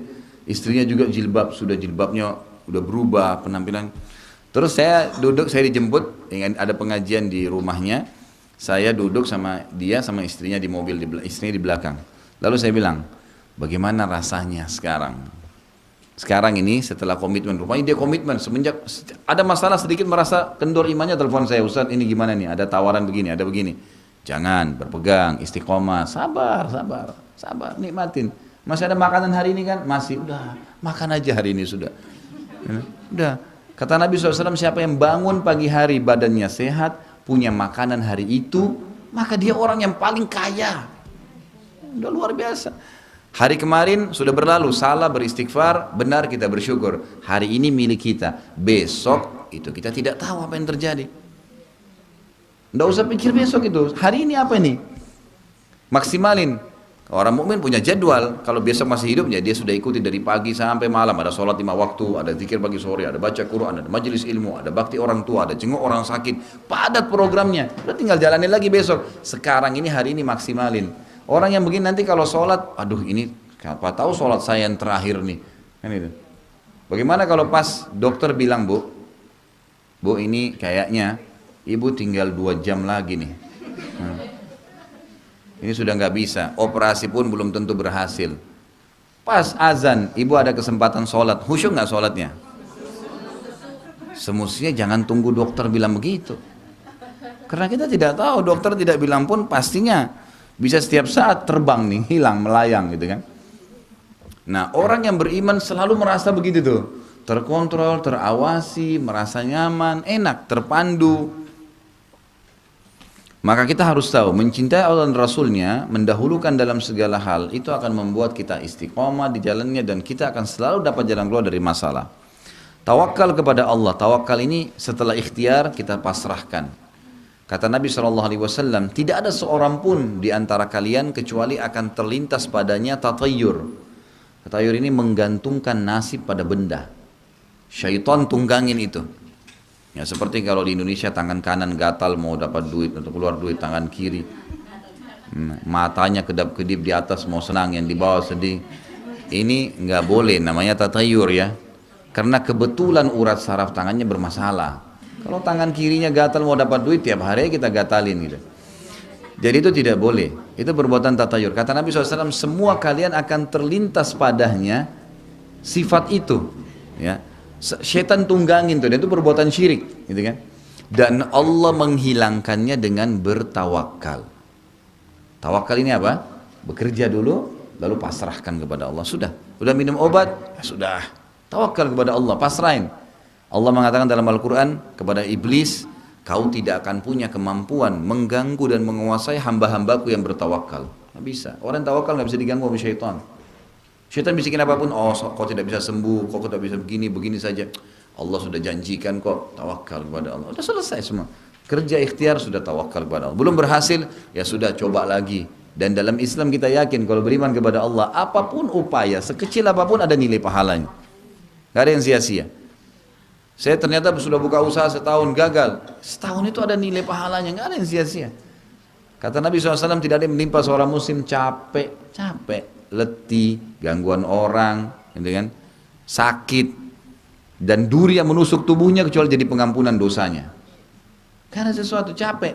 Jadi kalau pulang rumah capek, alhamdulillah capek. Jangan adu capek. Karena itu pembersihan dosa itu, gitu kan. Alhamdulillah dengan itu. Apa saja upaya, sekecil apapun akan dapat pahala. Kita bantu orang, kata Nabi SAW, bukan cuma bantu orang ya. Hewan lah, tumbuh-tumbuhan yang kita rawat lah. Kata Nabi SAW dalam hadis Bukhari, fi kulli kabidin ratabatin ajir. Di setiap denyut kehidupan itu ada pahala. Pohon disiram, niat karena ini makhluknya Allah, ada pahalanya. Hewan lagi lewat, kita tidak lihat, kita nggak injak, nggak tendang, udah biarin lewat, makhluknya Allah, ada pahalanya. Setiap perbuatan baik. Kemudian mengikhlaskan agama kepadanya.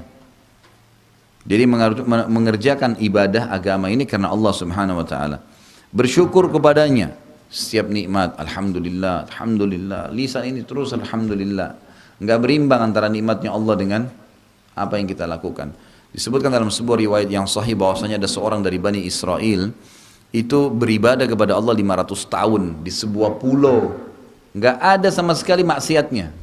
Sendirian tinggal di situ 500 tahun.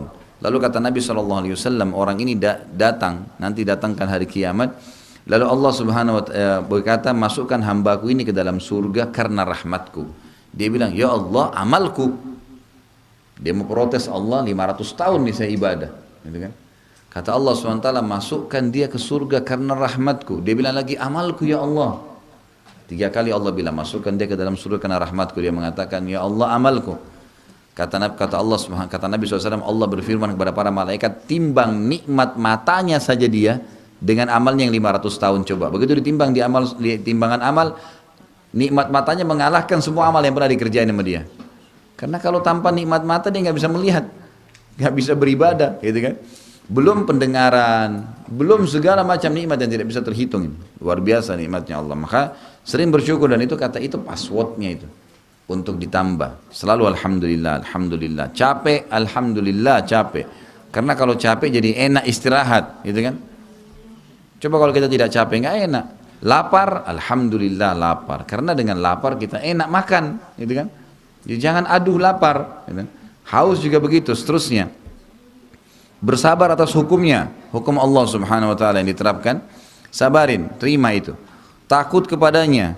Kalau mau melanggar, tidak mau. Takut kepada Allah Subhanahu Wa Taala. Berharap kepadanya, berharap pahalanya, berharap balasan ya, dari apa yang kita kerjakan. Karena itu memang diperintahkan ya. Bolehkah saya bersedekah karena berharap Allah berikan rezeki? Boleh. Memang Allah mengatakan itu. Memang Allah bukakan itu. Ya, jadi boleh saja kita berharap apa yang Allah janjikan. Seluruh perbuatan-perbuatan ini adalah wajib atas seluruh makhluk dengan kesepakatan para imam agama. Artinya memang ini hal yang mendasar yang harus dipahami bagi setiap orang yang beriman. Masih kata Ibnu Taimiyah rahimahullah, kesimpulannya adalah iman yang ada di dalam hati harus ada padanya pembenaran terhadap Allah dan Rasulnya serta cinta kepada Allah dan Rasulnya. Karena jika tidak, maka sekedar pembenaran tetapi disertai kebencian kepada Allah dan Rasulnya, permusuhan kepada Allah dan Rasulnya, bukanlah iman sebagaimana kesepakatan kaum muslimin. Kalau ada diikuti dengan masalah itu berarti dia bukan iman yang disepakati. Jadi kalau ibu-ibu masih merasakan mau mengatakan beriman, maka kalau ada yang ganjal, masih malas mau kerjakan ibadah, berarti masih ada sesuatu yang ganjal tuh. Harusnya bisa kita kerjakan. Kenapa orang lain yang rajin ibadah kok 24 jam waktunya, kita juga 24 jam, dia juga punya 2 mata, kita punya 2 mata. Kenapa dia bisa mendapatkan surga? Kisah para sahabat yang ternukil kepada kita sampai sekarang, mereka bisa masuk surga tanpa hisab. Itu bukan dongeng atau bukan cuma sekedar cerita yang bisa dinukil kepada kita. Oh iya, Abu Bakar, Umar, Uthman, Ali masuk surga ya. Bukan, dinukil kepada kita. Allah jaga sampai sekarang agar kita bisa mengambil pelajaran dan mencontohi apa yang mereka lakukan. Sebagai orang beriman terdahulu sebelum kita, maka kita bukan mustahil bersama dengan mereka. Ibnu Qayyim rahimahullah menjelaskan pentingnya perbuatan hati. Beliau berkata, perbuatan hati merupakan dasar yang diinginkan dan dimaksud. Sedangkan perbuatan anggota badan adalah pengikut.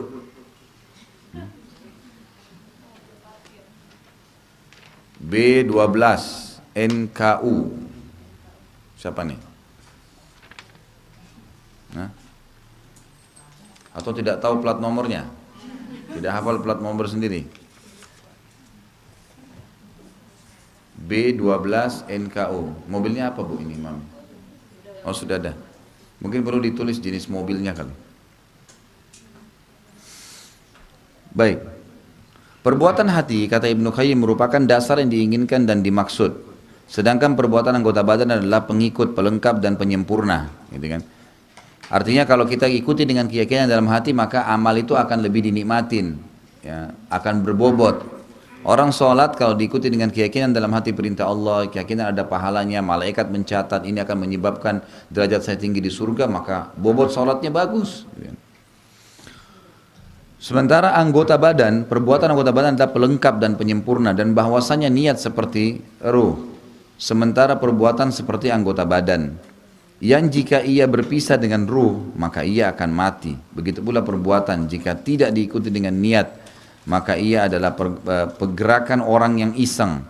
Maka mengetahui hukum perbuatan hati ini lebih penting daripada mengetahui hukum perbuatan anggota badan, karena ia adalah dasarnya, sedangkan hukum-hukum anggota badan hanya cabang darinya. Ibnu Qayyim juga mengatakan, barang siapa memperhatikan sumber-sumber dan dasar-dasar syariat, niscaya dia mengetahui keterkaitan perbuatan anggota badan dengan perbuatan hati, yaitu bahwa perbuatan badan tidak berguna tanpa perbuatan hati, bahwa perbuatan hati lebih wajib atas seorang hamba daripada perbuatan anggota badan. Ubudiyah hati, ubudiyah penyembahan, ya ibadah hati, tadi sudah kita sebutin ikhlas, tawakal dan seterusnya, lebih agung daripada ubudiyah anggota badan, ibadahnya anggota badan.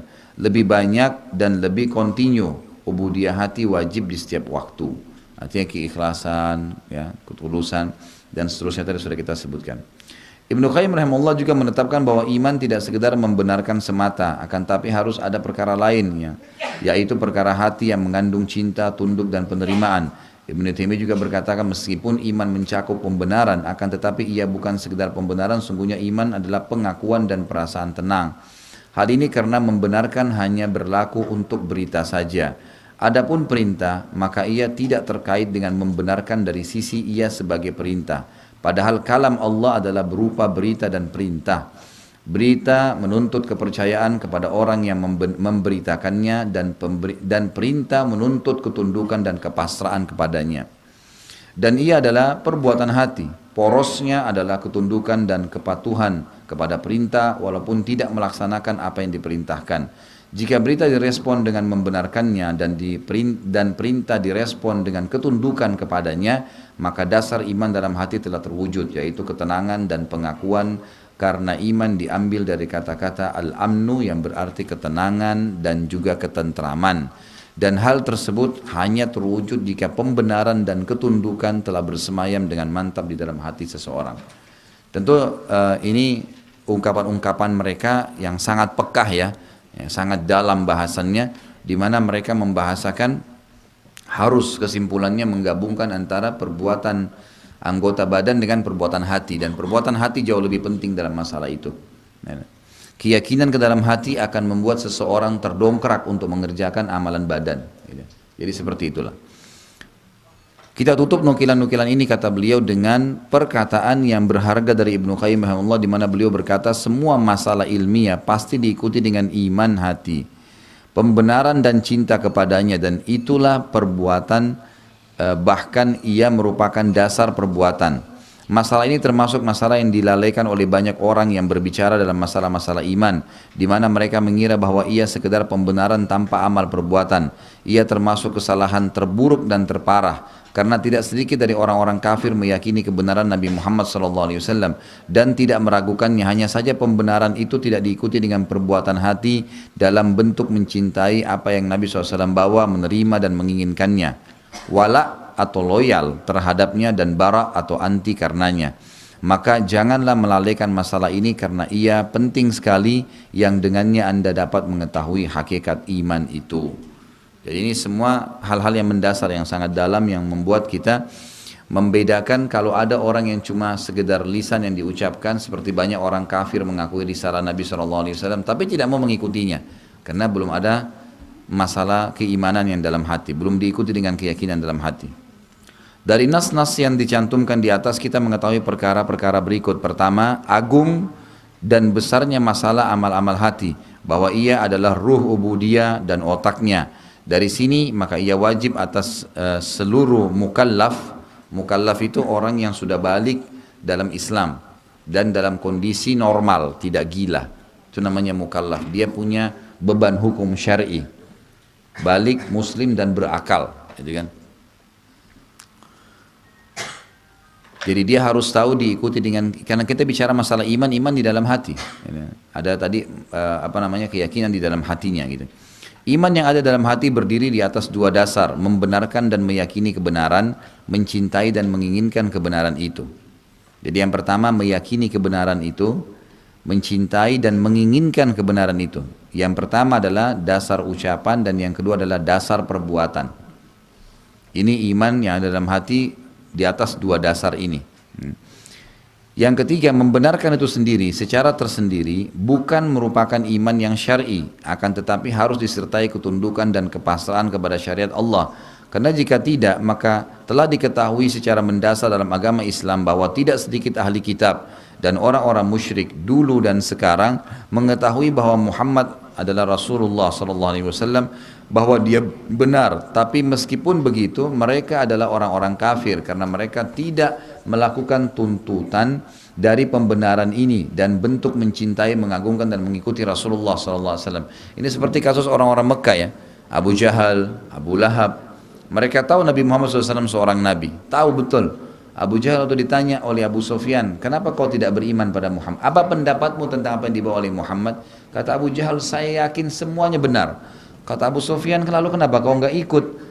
Kalau kamu ikut, kamu raja kami, pasti satu Mekah ini akan ikut.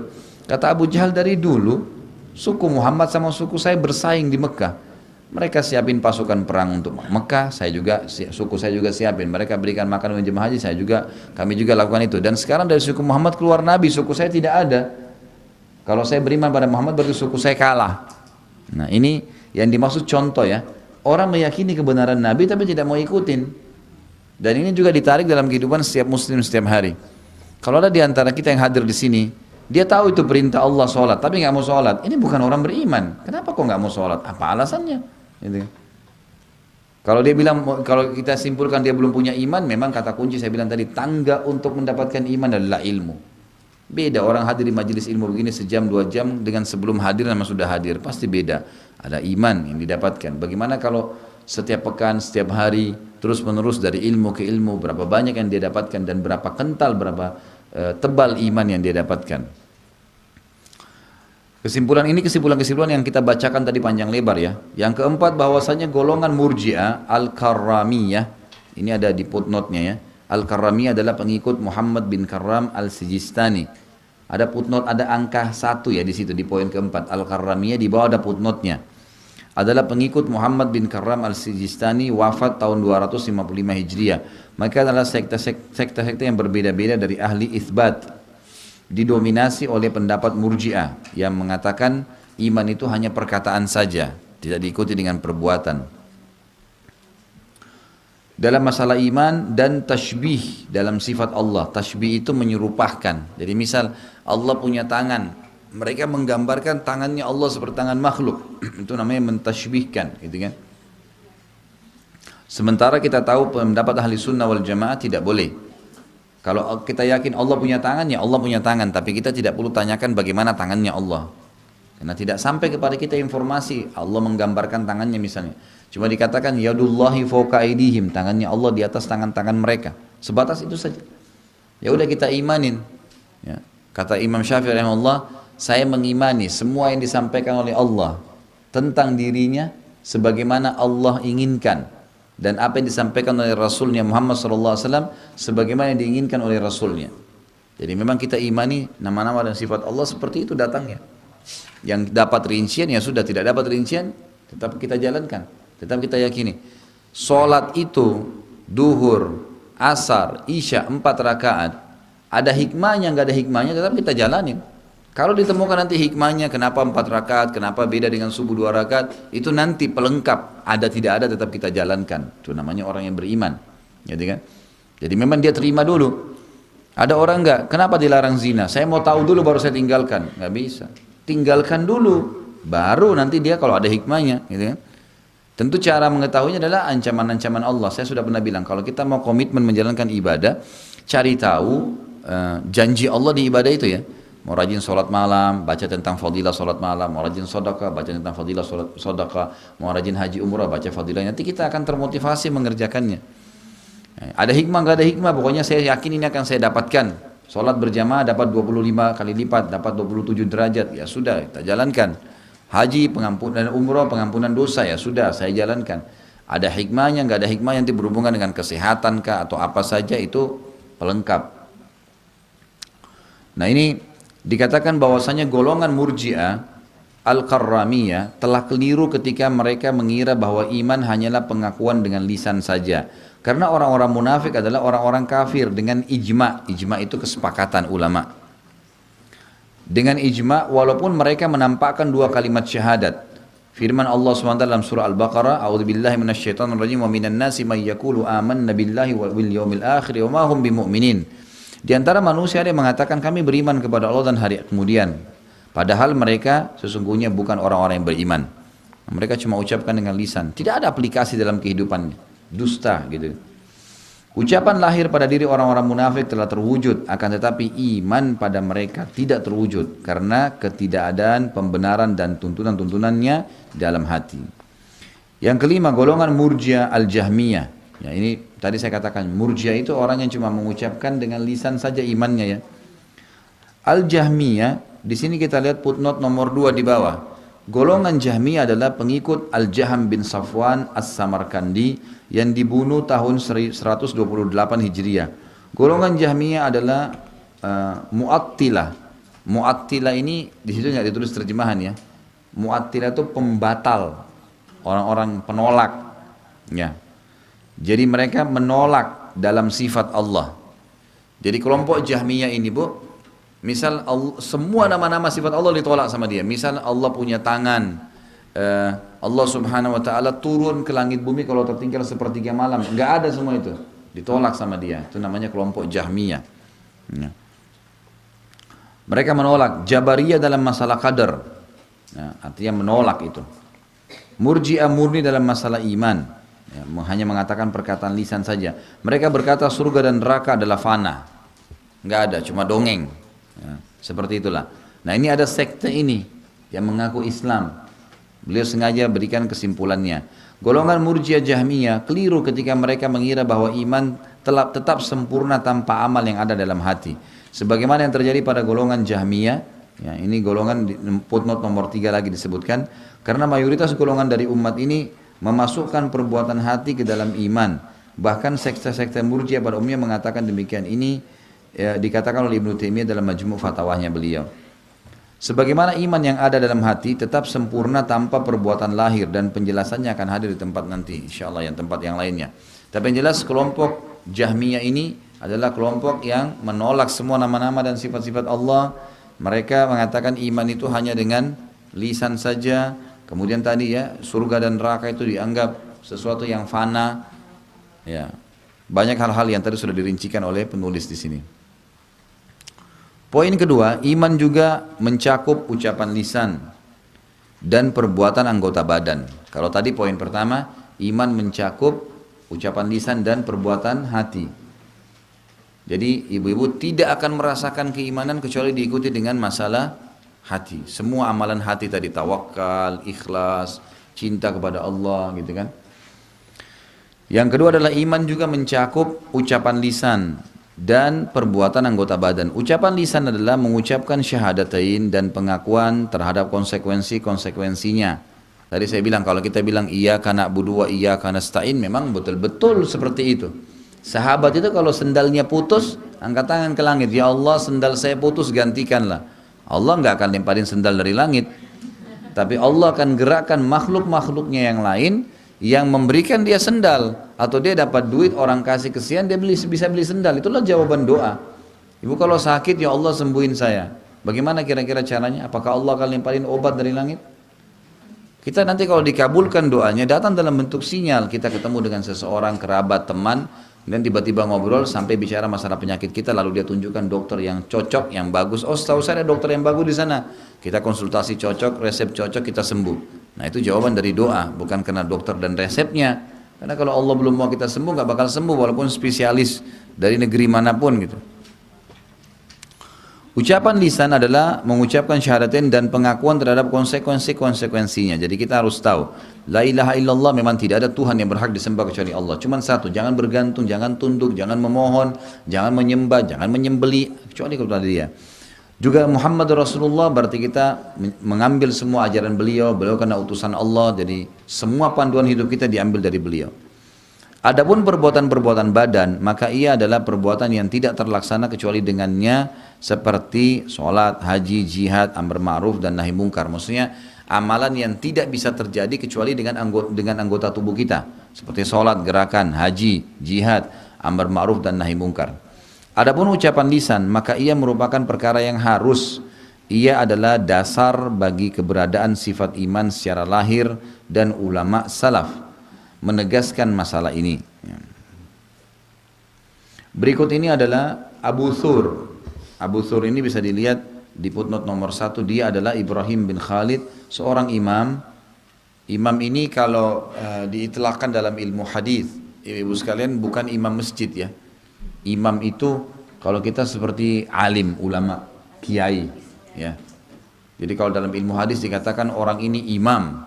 Kalau kita baca sama setelahnya al-hafidh. Al-hafidh artinya yang hafalannya bagus gitu kan. Memang dia menghafal hadis, dia menghafal Al-Quran. faqih, orang yang faham hukum-hukum fikih. Lahir kira-kira tahun 170 Hijriah, memiliki sejumlah karya tulis dan dia wafat tahun 240 Hijriah. Jadi penulisan ilmiah, seperti misalnya kalau tesis S2 atau disertasi S3, memang harus seperti ini. Jadi setiap tulisan, dari mana rujukannya atau nama orang lewat, harus ada biodata ringkasnya, memang begitu. Dan kebetulan karena kita membedah buku, jadi kita baca semua termasuk ya hal-hal penting yang berhubungan dengan footnote ini. Berikut ini adalah perkataan Abu Thur. Abu Thur sudah kita sebutkan tadi siapa dia. Menetapkan pentingnya pengakuan lisan, dia berkata, tidak ada perselisihan di kalangan ulama tentang seorang laki-laki seandainya dia berkata, aku bersaksi bahwasanya Allah Subhanahu wa taala adalah esa, bahwa apa yang dibawa oleh Rasulnya adalah benar, dan laki-laki ini mengakui seluruh syariat. Kemudian dia berkata, hatiku tidak meyakini dan tidak membenarkan apapun darinya, bahwa dia bukan muslim. Ada orang bilang dengan lisannya tapi dia tidak yakini dengan hatinya, maka dia bukan muslim. Seandainya dia berkata Al-Masih adalah Allah dan dia mengingkari Islam, dan dia berkata hatiku tidak meyakini sesuatu apapun darinya, bahwa dia adalah kafir berdasarkan apa yang ditampakkan tersebut dan bukan mukmin. Dengan pengakuan tanpa diiringi pembenaran, dia tidak menjadi mukmin. Pengakuan lisan tanpa diikuti pembenaran dalam hati tidak dikatakan mukmin.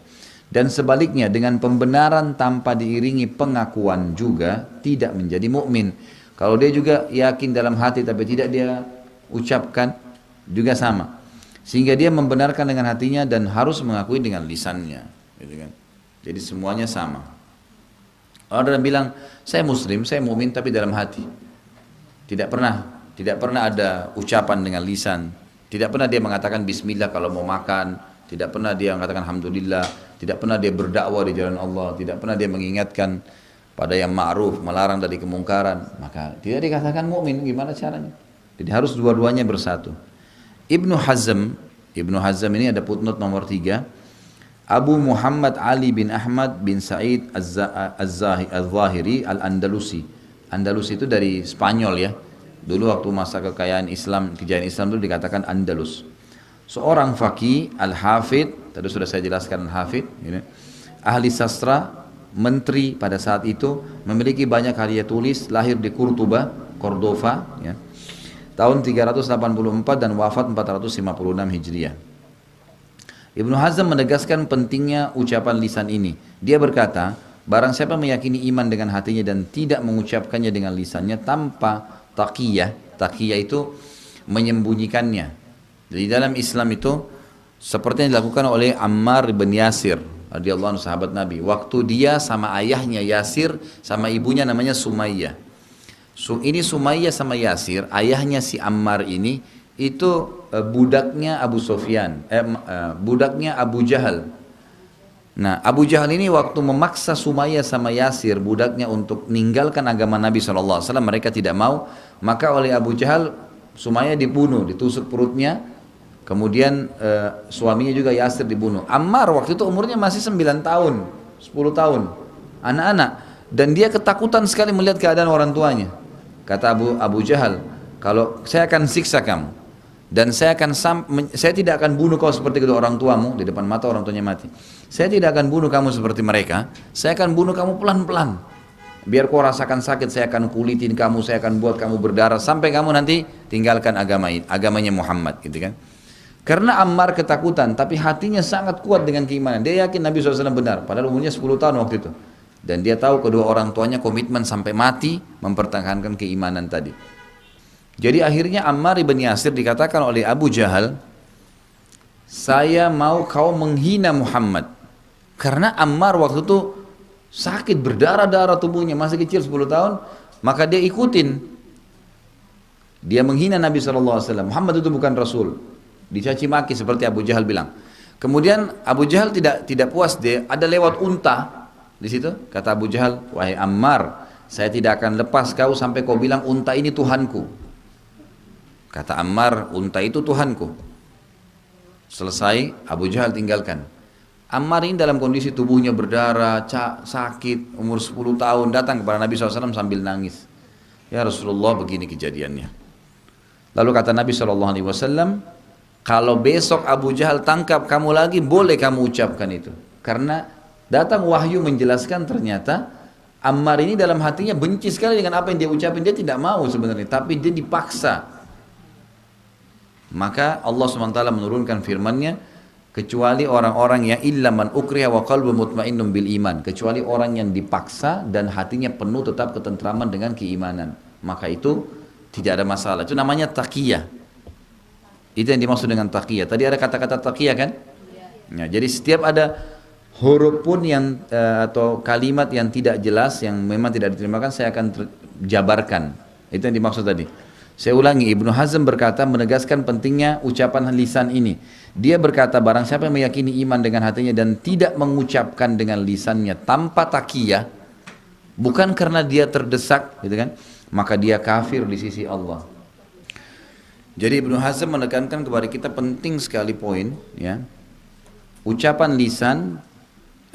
Tentang pentingnya mengucapkan lisan yang diikuti dengan keyakinan dalam hati. Kalau tadi kan banyak sekali penjelasan lisan percuma kalau hati tidak ikut. Nah ini dibalik, percuma juga dalam hati kalau lisannya tidak ikutin. Kata Ibnu Hazm, barang siapa yang meyakini iman dengan hatinya dan dia tidak mengucapkan dengan lisannya tanpa taqiyah, bukan karena masalah taqiyah, karena kalau dia ucapan maka dia akan dibunuh misalnya, maka dia telah kafir di sisi Allah Subhanahu wa taala dan di kalangan kaum muslimin. Ibnu Taimiyah juga berkata, barang siapa tidak membenarkan dengan lisannya padahal dia mampu, maka dalam kamus orang-orang mukmin dia bukan mukmin. Sebagaimana hal tersebut disepakati oleh salaf. Salaf itu orang terdahulu, ya. Jadi kalau kita bilang salafus saleh berarti orang terdahulu, sahabat maksudnya.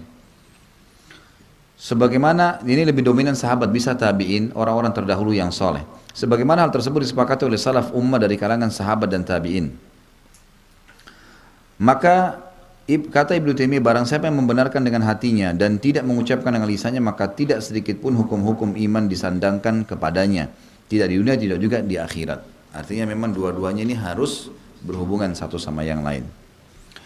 Ibnu Taimiyah juga mengatakan rahimahullah, menyebutkan perkiraan yang tidak mungkin. Dia berkata, begitu pula jika dikatakan seorang laki-laki bersaksi bahwasanya Muhammad adalah Rasulullah, lahir dan batin, dan hal ini telah diminta darinya tanpa ada rasa takut dan harapan yang menghalangi karenanya, tapi dia menolak sehingga dia terbunuh, maka tidak mungkin dia secara batin bersaksi bahwasanya Muhammad adalah Rasulullah.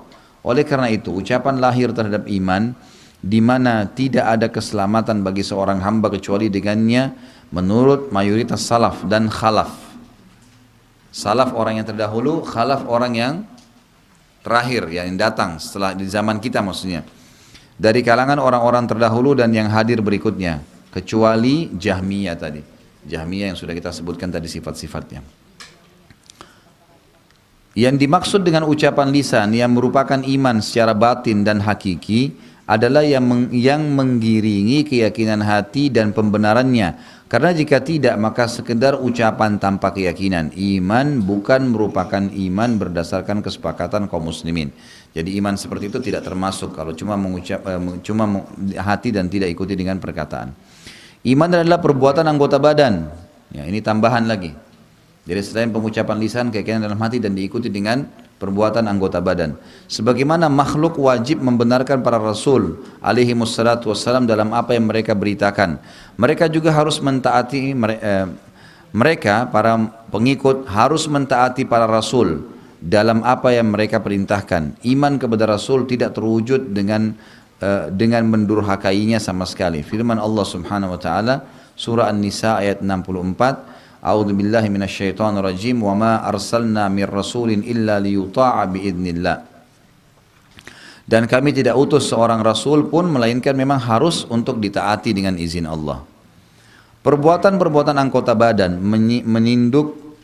menginduk kepada perbuatan-perbuatan hati dan tuntunannya. Jika hati berisi ma'rifat, pengetahuan tentang Allah, dan iradat, keinginan ya untuk mengerjakan, maka hal tersebut mengalir ke badan secara otomatis. Tidak mungkin badan menolak apa yang diinginkan oleh hati. Oleh karena itu Nabi SAW bersabda, Ala wa inna fil jasati mudghah idha salahat salaha laha sairul jasad wa idha fasadat fasada laha sairul jasad ala wa hiyal qalb. Ketahuilah jika di dalam jasad terdapat seongkoh daging, jika ia baik maka baiklah seluruh tubuh, jika ia rusak maka rusaklah seluruh tubuh. Ketahuilah dia adalah hati. Hadis ini riwayat Imam Bukhari. Jika hati sahih dengan iman, sahih maksudnya sehat, ya, dengan iman yang ada padanya, ilmu dan perbuatan hati, ya, dan ada padanya ilmu dan perbuatan hati. Jadi kalau hati itu sehat, ya, dengan iman yang ada disebabkan iman itu karena ilmu dan perbuatan hatinya, tawakalnya, ikhlasnya, maka secara otomatis ia mengakibatkan kebaikan jasad.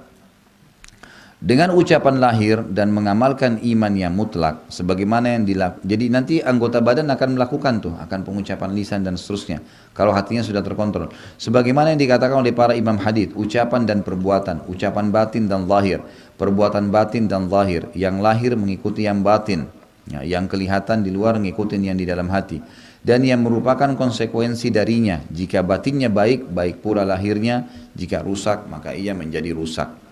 Di samping itu, tidak adanya perbuatan-perbuatan lahir akan menafikan iman batin. Tidak adanya perbuatan-perbuatan lahir akan menafikan iman batin. Faham ya? Jadi tidak adanya aplikasi, tidak sholat, tidak haji, tidak sedekah, tidak ada aplikasi lahir, maka itu akan menafikan iman batin. Kan hilang nanti imannya. Oleh karena itu Allah menafikan iman dari orang-orang di mana tuntunan iman tidak terwujud pada mereka, karena tidak adanya tuntunan menunjukkan tidak adanya, ya, tidak ada yang menuntun atau menuntut. Seperti firman Allah Subhanahu wa taala surah Al-Maidah ayat 81, "Walau kanu yu'minuna billahi wan nabiyyi wa ma unzila ilaihi mattakhaduhum awliya."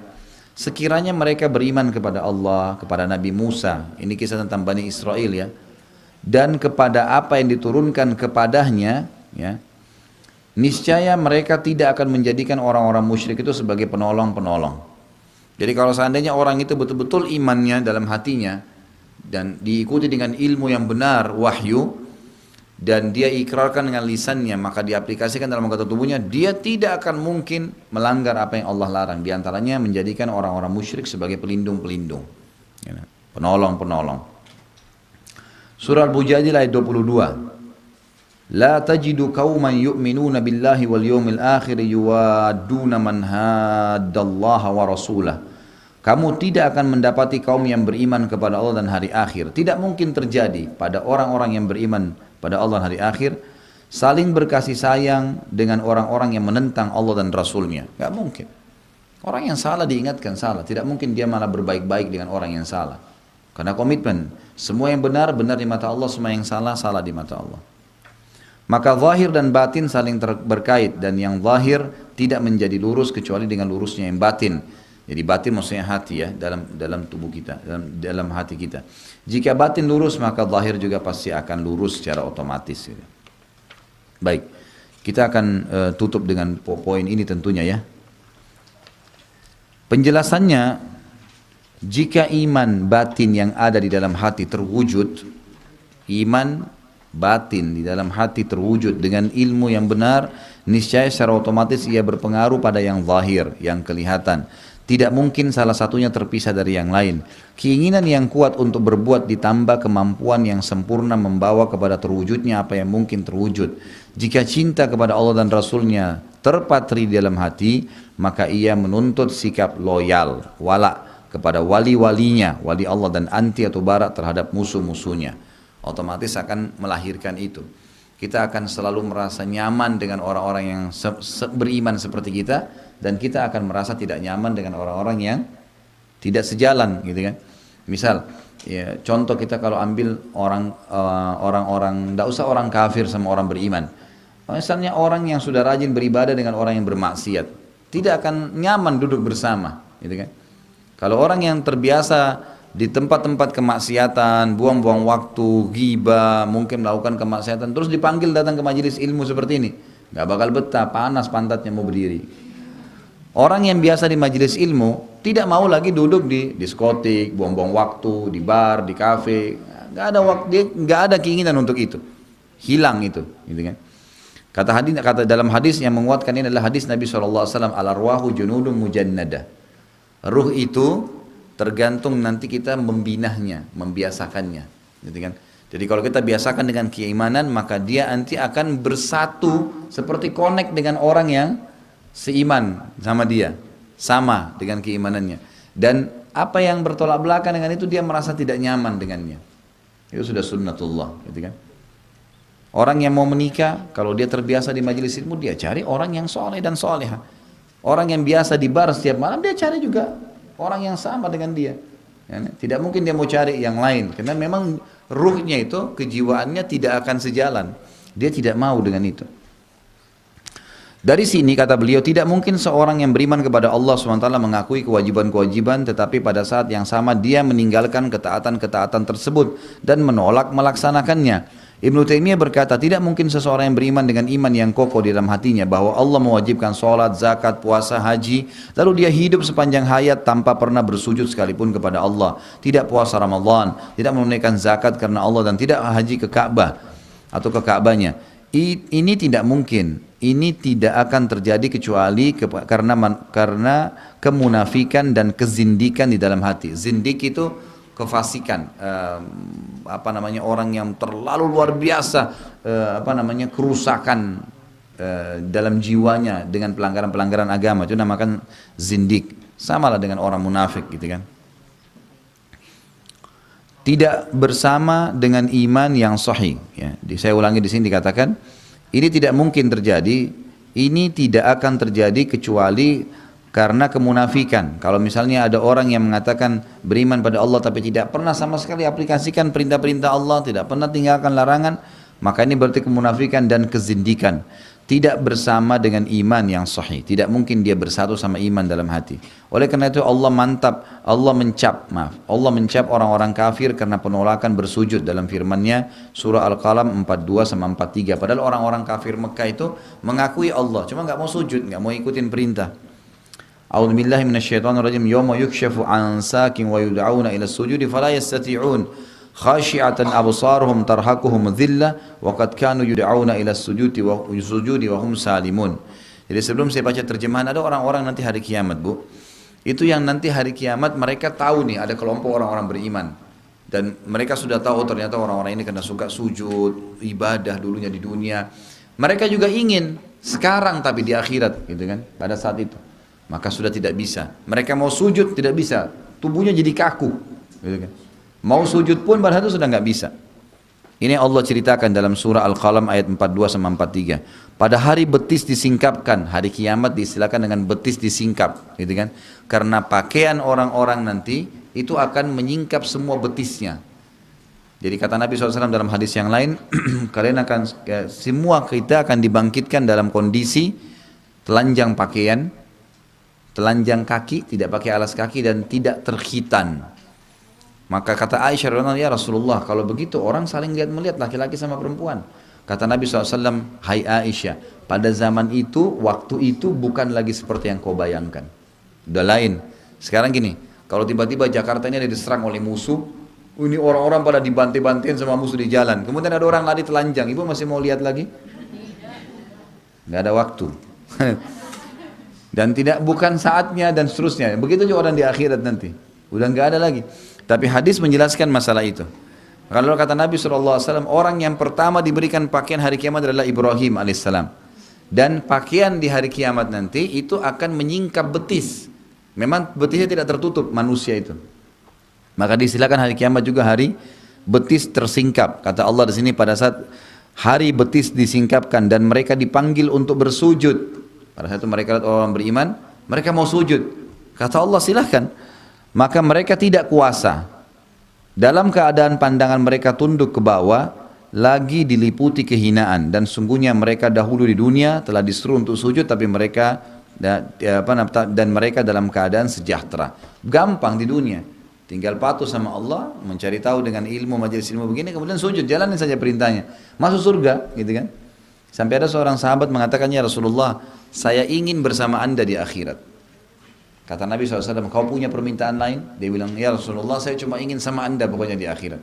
Nabi ulangi 3 kali, apa kau punya permintaan lain? Dia bilang, saya ingin hanya bersama anda di akhirat. Karena kalau sama Nabi sudah pasti selamat lah. Ya maksudnya gitu, bersama Nabi, tingkat derajat di surganya. Pokoknya sama Nabi, di mana Nabi dia ada, gitu kan. Kata Nabi SAW, baiklah tolong saya gitu kan, dengan memperbanyak sujud. Kamu harus selalu banyak sujud. Jadi sholat, sujud gitu kan, kepada Allah SWT. Juga ada hadis yang menjelaskan dahi yang biasa sujud ya kepada Allah SWT tidak akan terbakar oleh api neraka. Gitu kan. Baik, kita tutup bahasan kita dengan paragraf yang ini ya, lembaran terakhir ini. Nanti kita lanjut insyaallah poin keempat, masalah iman lahir dan batin ya. Jika telah terbukti bahwasanya iman mencakup ucapan lisan dan perbuatan anggota tubuh, maka jelaslah bagi kita sebagai berikut. Agungnya masalah ucapan lisan dan perbuatan anggota badan dan keagungan keduanya, dan bahwa antara keduanya dengan ucapan dan perbuatan hati terkait ya, terdapat terketaikan. Jadi beliau ini coba memisahkan dari tiga definisi tadi, ikrar dengan lisan, yakin dengan hati, perbuatan dengan anggota tubuh, dirincikan dulu sama dia. Ini tadi sebenarnya rincian semua. Kembali kepada definisi itu sebenarnya tadi ya. Cuma bagaimana itu dimunculkan ya. Jadi beliau mengatakan awal poin 1 tadi, bagaimana lisan itu diikuti dengan keyakinan hati dan satu sama lain terkait. Sekarang ditambah dengan beliau adalah bagaimana lisan, hati itu diikuti dengan perbuatan anggota tubuh. Kekeliruan golongan Jahmiyah yang mengklaim bahwasanya iman hanya sekedar mengetahui Allah dengan hati walaupun tanpa ucapan dan perbuatan. Abu Ubaid al-Qasim bin Salam telah membantah ucapan ini dan mengatakan bahwa ia menyimpang dari ucapan para pengikut agama yang lurus karena ia bertentangan dengan firman Allah dan sabda Rasulullah SAW dengan menolak dan mendustakannya. Kemudian dia berkata, seandainya perintah dan agama Allah seperti yang mereka katakan, niscaya tidak akan diketahui perbedaan Islam dan jahiliyah. Tidak pula agama-agama dibedakan sebagian dengan sebagian yang lainnya, di mana dia menerima dari mereka klaim yang ada di dalam hati mereka tanpa harus menunjukkan pengakuan terhadap apa yang dibawa oleh kenabian. Jadi kalau tidak ada hubungannya antara hati dengan aplikasi anggota tubuh dengan lisan, maka nanti akan tidak ada perbedaan antara agama-agama yang ada. Kekeliruan golongan Maturidiyah, ini nama lain ya. Kita bisa lihat footnote nomor 2, golongan lain. Mereka adalah para pengikut Abu Mansur al-Maturidi. Beliau wafat tahun 333 Hijriah. Mereka termasuk yang mengingkari sifat-sifat Allah atau mu'attilah, membatalkan sifat-sifat Allah. Sefaham dengan Murji'ah dalam masalah iman. Ya, jadi cuma pengucapan lisan saja. Dalam bertalaki, talaki ini mengambil ilmu. Ya. Istilah talaki berarti mengambil ilmu. Dalam bertalaki bermetode ahli kalam. Ya, ditambah dengan kemiripan yang besar dengan Asy'ariyah. Jadi mereka pada saat bertalaki mereka hanya menggunakan metode ahli kalam. Intinya apa saja yang dinukil, ada dalil nggak ada dalil, jalanin saja. Itu yang dimaksud. Ya. Ringkasnya Maturidi adalah dinisbatkan kepada orang tadi yang bernama Abu Mansur al-Maturidi.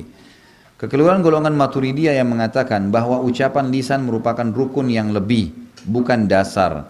Ini hanya syarat yang diberlakukannya hukum-hukum dunia. Sampai-sampai mereka berkata, barang siapa yang membenarkan dengan hatinya dan tidak mengakui dengan lisannya, maka menurut kami dia kafir. Sementara menurut Allah dia mukmin, termasuk penghuni surga. Gitu kan? Jadi ini keyakinan mereka lah. Barang siapa yang membenarkan dengan hatinya tapi tidak mengikuti dengan lisannya, maka menurut kami mereka adalah kafir. Sementara menurut Allah dia mukmin, termasuk penghuni surga. Jadi di sini maksudnya harus difahamin dia bagian daripada rukun. Ya. Kalau orang-orang Maturidi tidak menganggap itu sebuah rukun, ya, jadi bisa saja terpisah.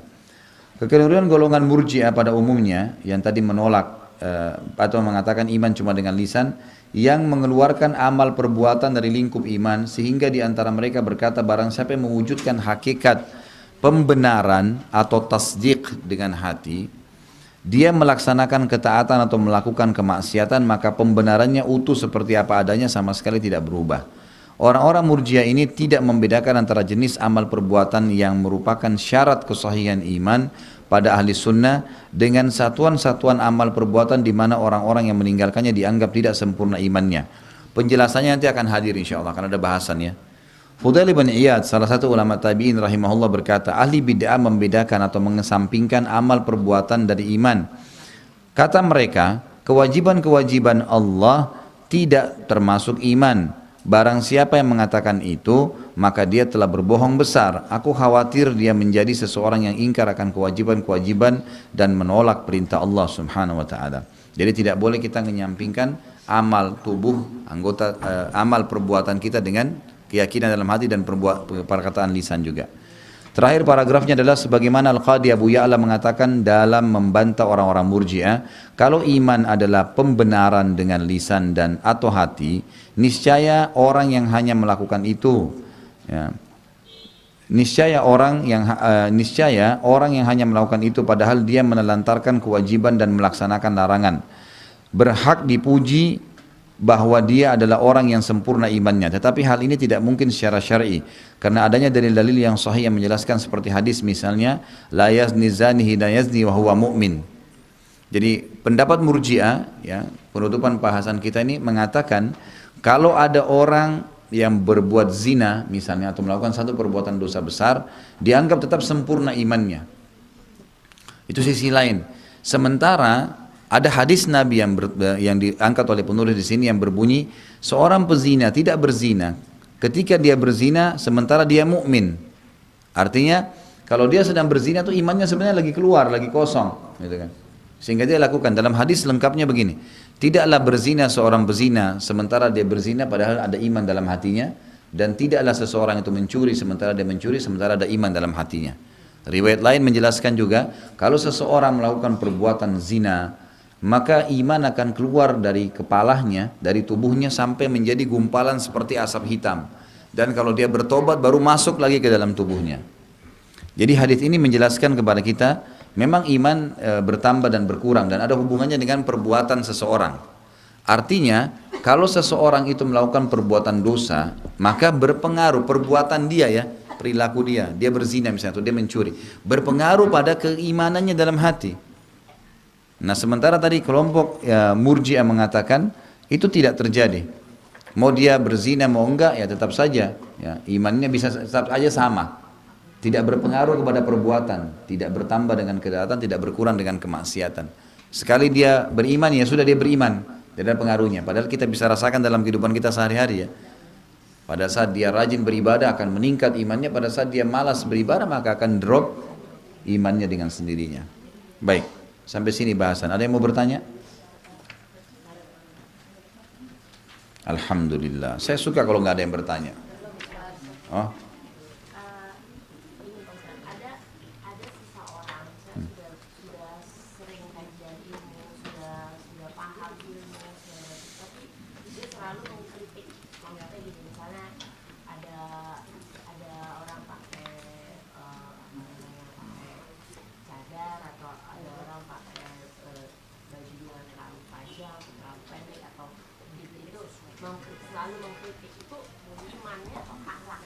Mengkritik apa dulu? Ya, jadi biasanya kalau orang mengkritik sesuatu yang sudah benar secara agama, itu dasarnya karena kejahilan saja. Dasarnya karena kejahilan. Beda antara orang yang mengkritik karena dia jahil dengan orang mengkritik karena dia memungkiri. Kalau dia mengkritik karena dia jahil, bagi dia itu kok aneh benar, ya, orang harus bercadar, orang berjibah besar, orang mungkin laki-laki berjenggot dan segala, dianggap aneh orang ini. Misal dia mengkritik karena kejahilannya, dia tidak tahu, dia tidak bertanya kenapa kamu lakukan. Semestinya kan kita kalau berbicara tentang pikiran sehat kita sebagai manusia normal, setiap kali kita tidak tahu kenapa orang melakukannya, maka kita perlu bertanya. Malu bertanya saat di jalan, kita nggak tahu. Bisa saja orang melakukannya karena tidak ada orang melakukan satu perbuatan tanpa dasar, tanpa ada kenapa dia lakukan, gitu kan? Maka pasti ada alasan kenapa dia lakukan. Dan saya pernah menjelaskan, salah satu kaidah penting dalam agama kita adalah dalam tazkiyatun nafs, pensucian jiwa seseorang, ibu harus menyampaikan argumentasi, alasan kenapa melakukan satu perbuatan, baik atau buruk. Itu untuk mengkelirkan permasalahan, ya. Misal gini, saya mau ke masjid, lalu ada orang yang bertanya kepada saya, mau kemana Pak? Pertanyaan sudah dilemparkan. Kalau kita jelaskan perbuatan yang kita kerjakan baik tanpa alasan, bisa masuk ke bab riya. Tapi kalau ditanya, itu tidak masuk dalam bab riya. Asal kita bisa ngontrol. Bapak mau kemana? Oh, saya mau ke masjid. Kan itu. anak kita, istri, suami yang nanya atau orang, jelaskan. Mau kemana? Mbak pagi ini, oh saya mau ke majelis taklim. Ya. Kita sampaikan karena ditanya. Menjelaskan alasan. Ya. Karena sudah ditanya. Jangan pernah ditanya, diam. Memang menjelaskan. Sama halnya kalau orang berbuat buruk. Misal kita menjatuhkan sebuah gelas sehingga pecah. Atau kita melakukan satu perbuatan. Kalau kita ditanya, ya, kenapa kamu lakukan? Jelaskan. Oh iya, tadi saya buru-buru sehingga jatuh. Penjelasan kenapa kita lakukan itu akan menyelesaikan permasalahan clear. Orang tidak bertanya terus. Jatuh gelas, kenapa kamu jatuhkan? Sudahlah, urusan saya. Orang langsung menilai buruk dan itu akan terus tertanam selamanya. Orang kalau masih jahil dengan sesuatu, kata kuncinya bertanya. Jangan langsung menilai orang, gitu kan? Karena kalau dia tidak bertanya, maka dia akan terus terbawa dengan keburukan, penilaian buruk terus kepada orang. Tidak selesai dan dia pun akan jahil.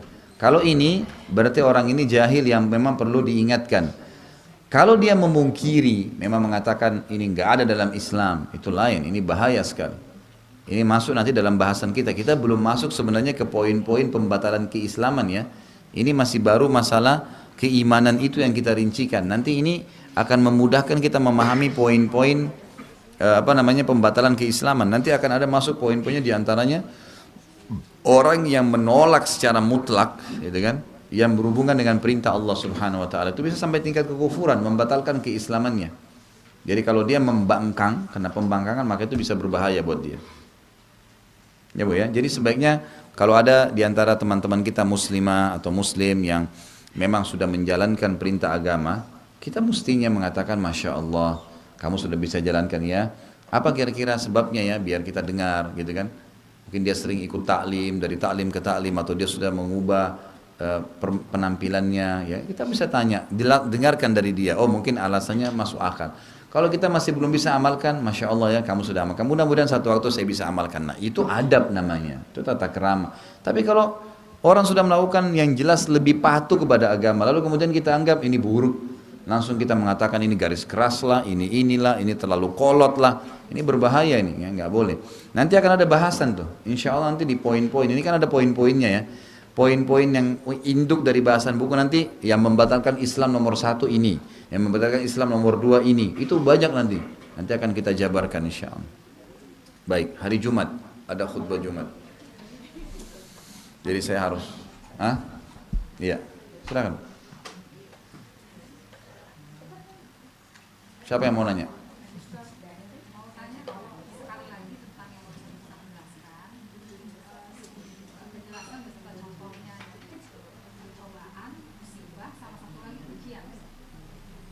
Ujian itu dia lebih global maknanya. Karena orang kalau ikut tes, ujian juga kan namanya. Artinya sesuatu yang cuma mengetes potensi dia, itu ujian. Dan ini tidak disebutkan sebenarnya kalau dalam agama ya. Jadi dia lebih banyak kecobaan sama musibah. Kalau orang masukkan ujian, dia dimasukkan dalam cobaan. Karena itu lebih kepada mengetes keterampilan. Kan begitu ya. Baik, ini hampir 11:30, saya 11 lewat, saya harus ke masjid khutbah Jumat di Blok M. Ya mungkin insya Allah kita ketemu lagi. Bagi ibu-ibu yang belum hadir di hari Senin dan ada waktu, silakan hadir, ada bahasan kitab kita Minhajul Muslim dengan waktu yang sama. Dan hari Jumat kita lanjutkan bahasan kita ini. Dan bagi yang belum tahu juga silakan ngikutin ceramah-ceramah saya, sudah cukup banyak di web dan di YouTube. Kalau di web tinggal www.khalidbasalamah.com, tinggal diklik, bisa di-download gratis, bagikan kepada orang-orang, itu jadi amal jariah insya Allah.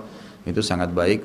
Dan kalau ada pertanyaan, saya sudah sarankan buat sebuah buku tulis khusus judulnya tanya jawab. Nanti ditulis masalah akidah, masalah rumah tangga, masalah ekonomi, apa saja nanti coba ditulis di kertas, nanti ditanyain di waktu tema yang sedang kita bahas, sehingga ada jawaban yang saya bisa kasih dan tidak terulang pertanyaan karena sudah ditulis. Mungkin begitu. Mudah-mudahan semua orang yang sakit disembuhkan penyakitnya, semua yang terlilit utang dilunasi utangnya, seluruh yang belum dapat hidayah dimudahkan mendapatkan hidayah, semua yang sudah dapat hidayah dimudahkan untuk mengamalkan, seluruh kaum muslimin di Palestina, di Syria, di Yaman, di Irak, di Myanmar, dimanapun mereka berada, Allah berikan kemenangan, keikhlasan. Allah terima para syuhada mereka dan Allah muliakan Islam di tangan-tangan mereka dan tangan-tangan kita, dan semoga Allah partisipasikan kita bersama mereka di pahala baik dengan doa, dengan harta dan juga dengan jiwa kita, dan semoga Allah dengan kemahamurahannya menyatukan kita di surga firdausnya tanpa hisab sebagaimana Ia satukan kita di majelis ilmu yang mulia ini. Kalau ada benar dari Allah, kalau salah dari saya mohon dimaafkan. Subhanakallahumma bihamdika asyhadu an la ilaha illa anta astaghfiruka wa atubu ilaik. Wassalamualaikum warahmatullahi wabarakatuh.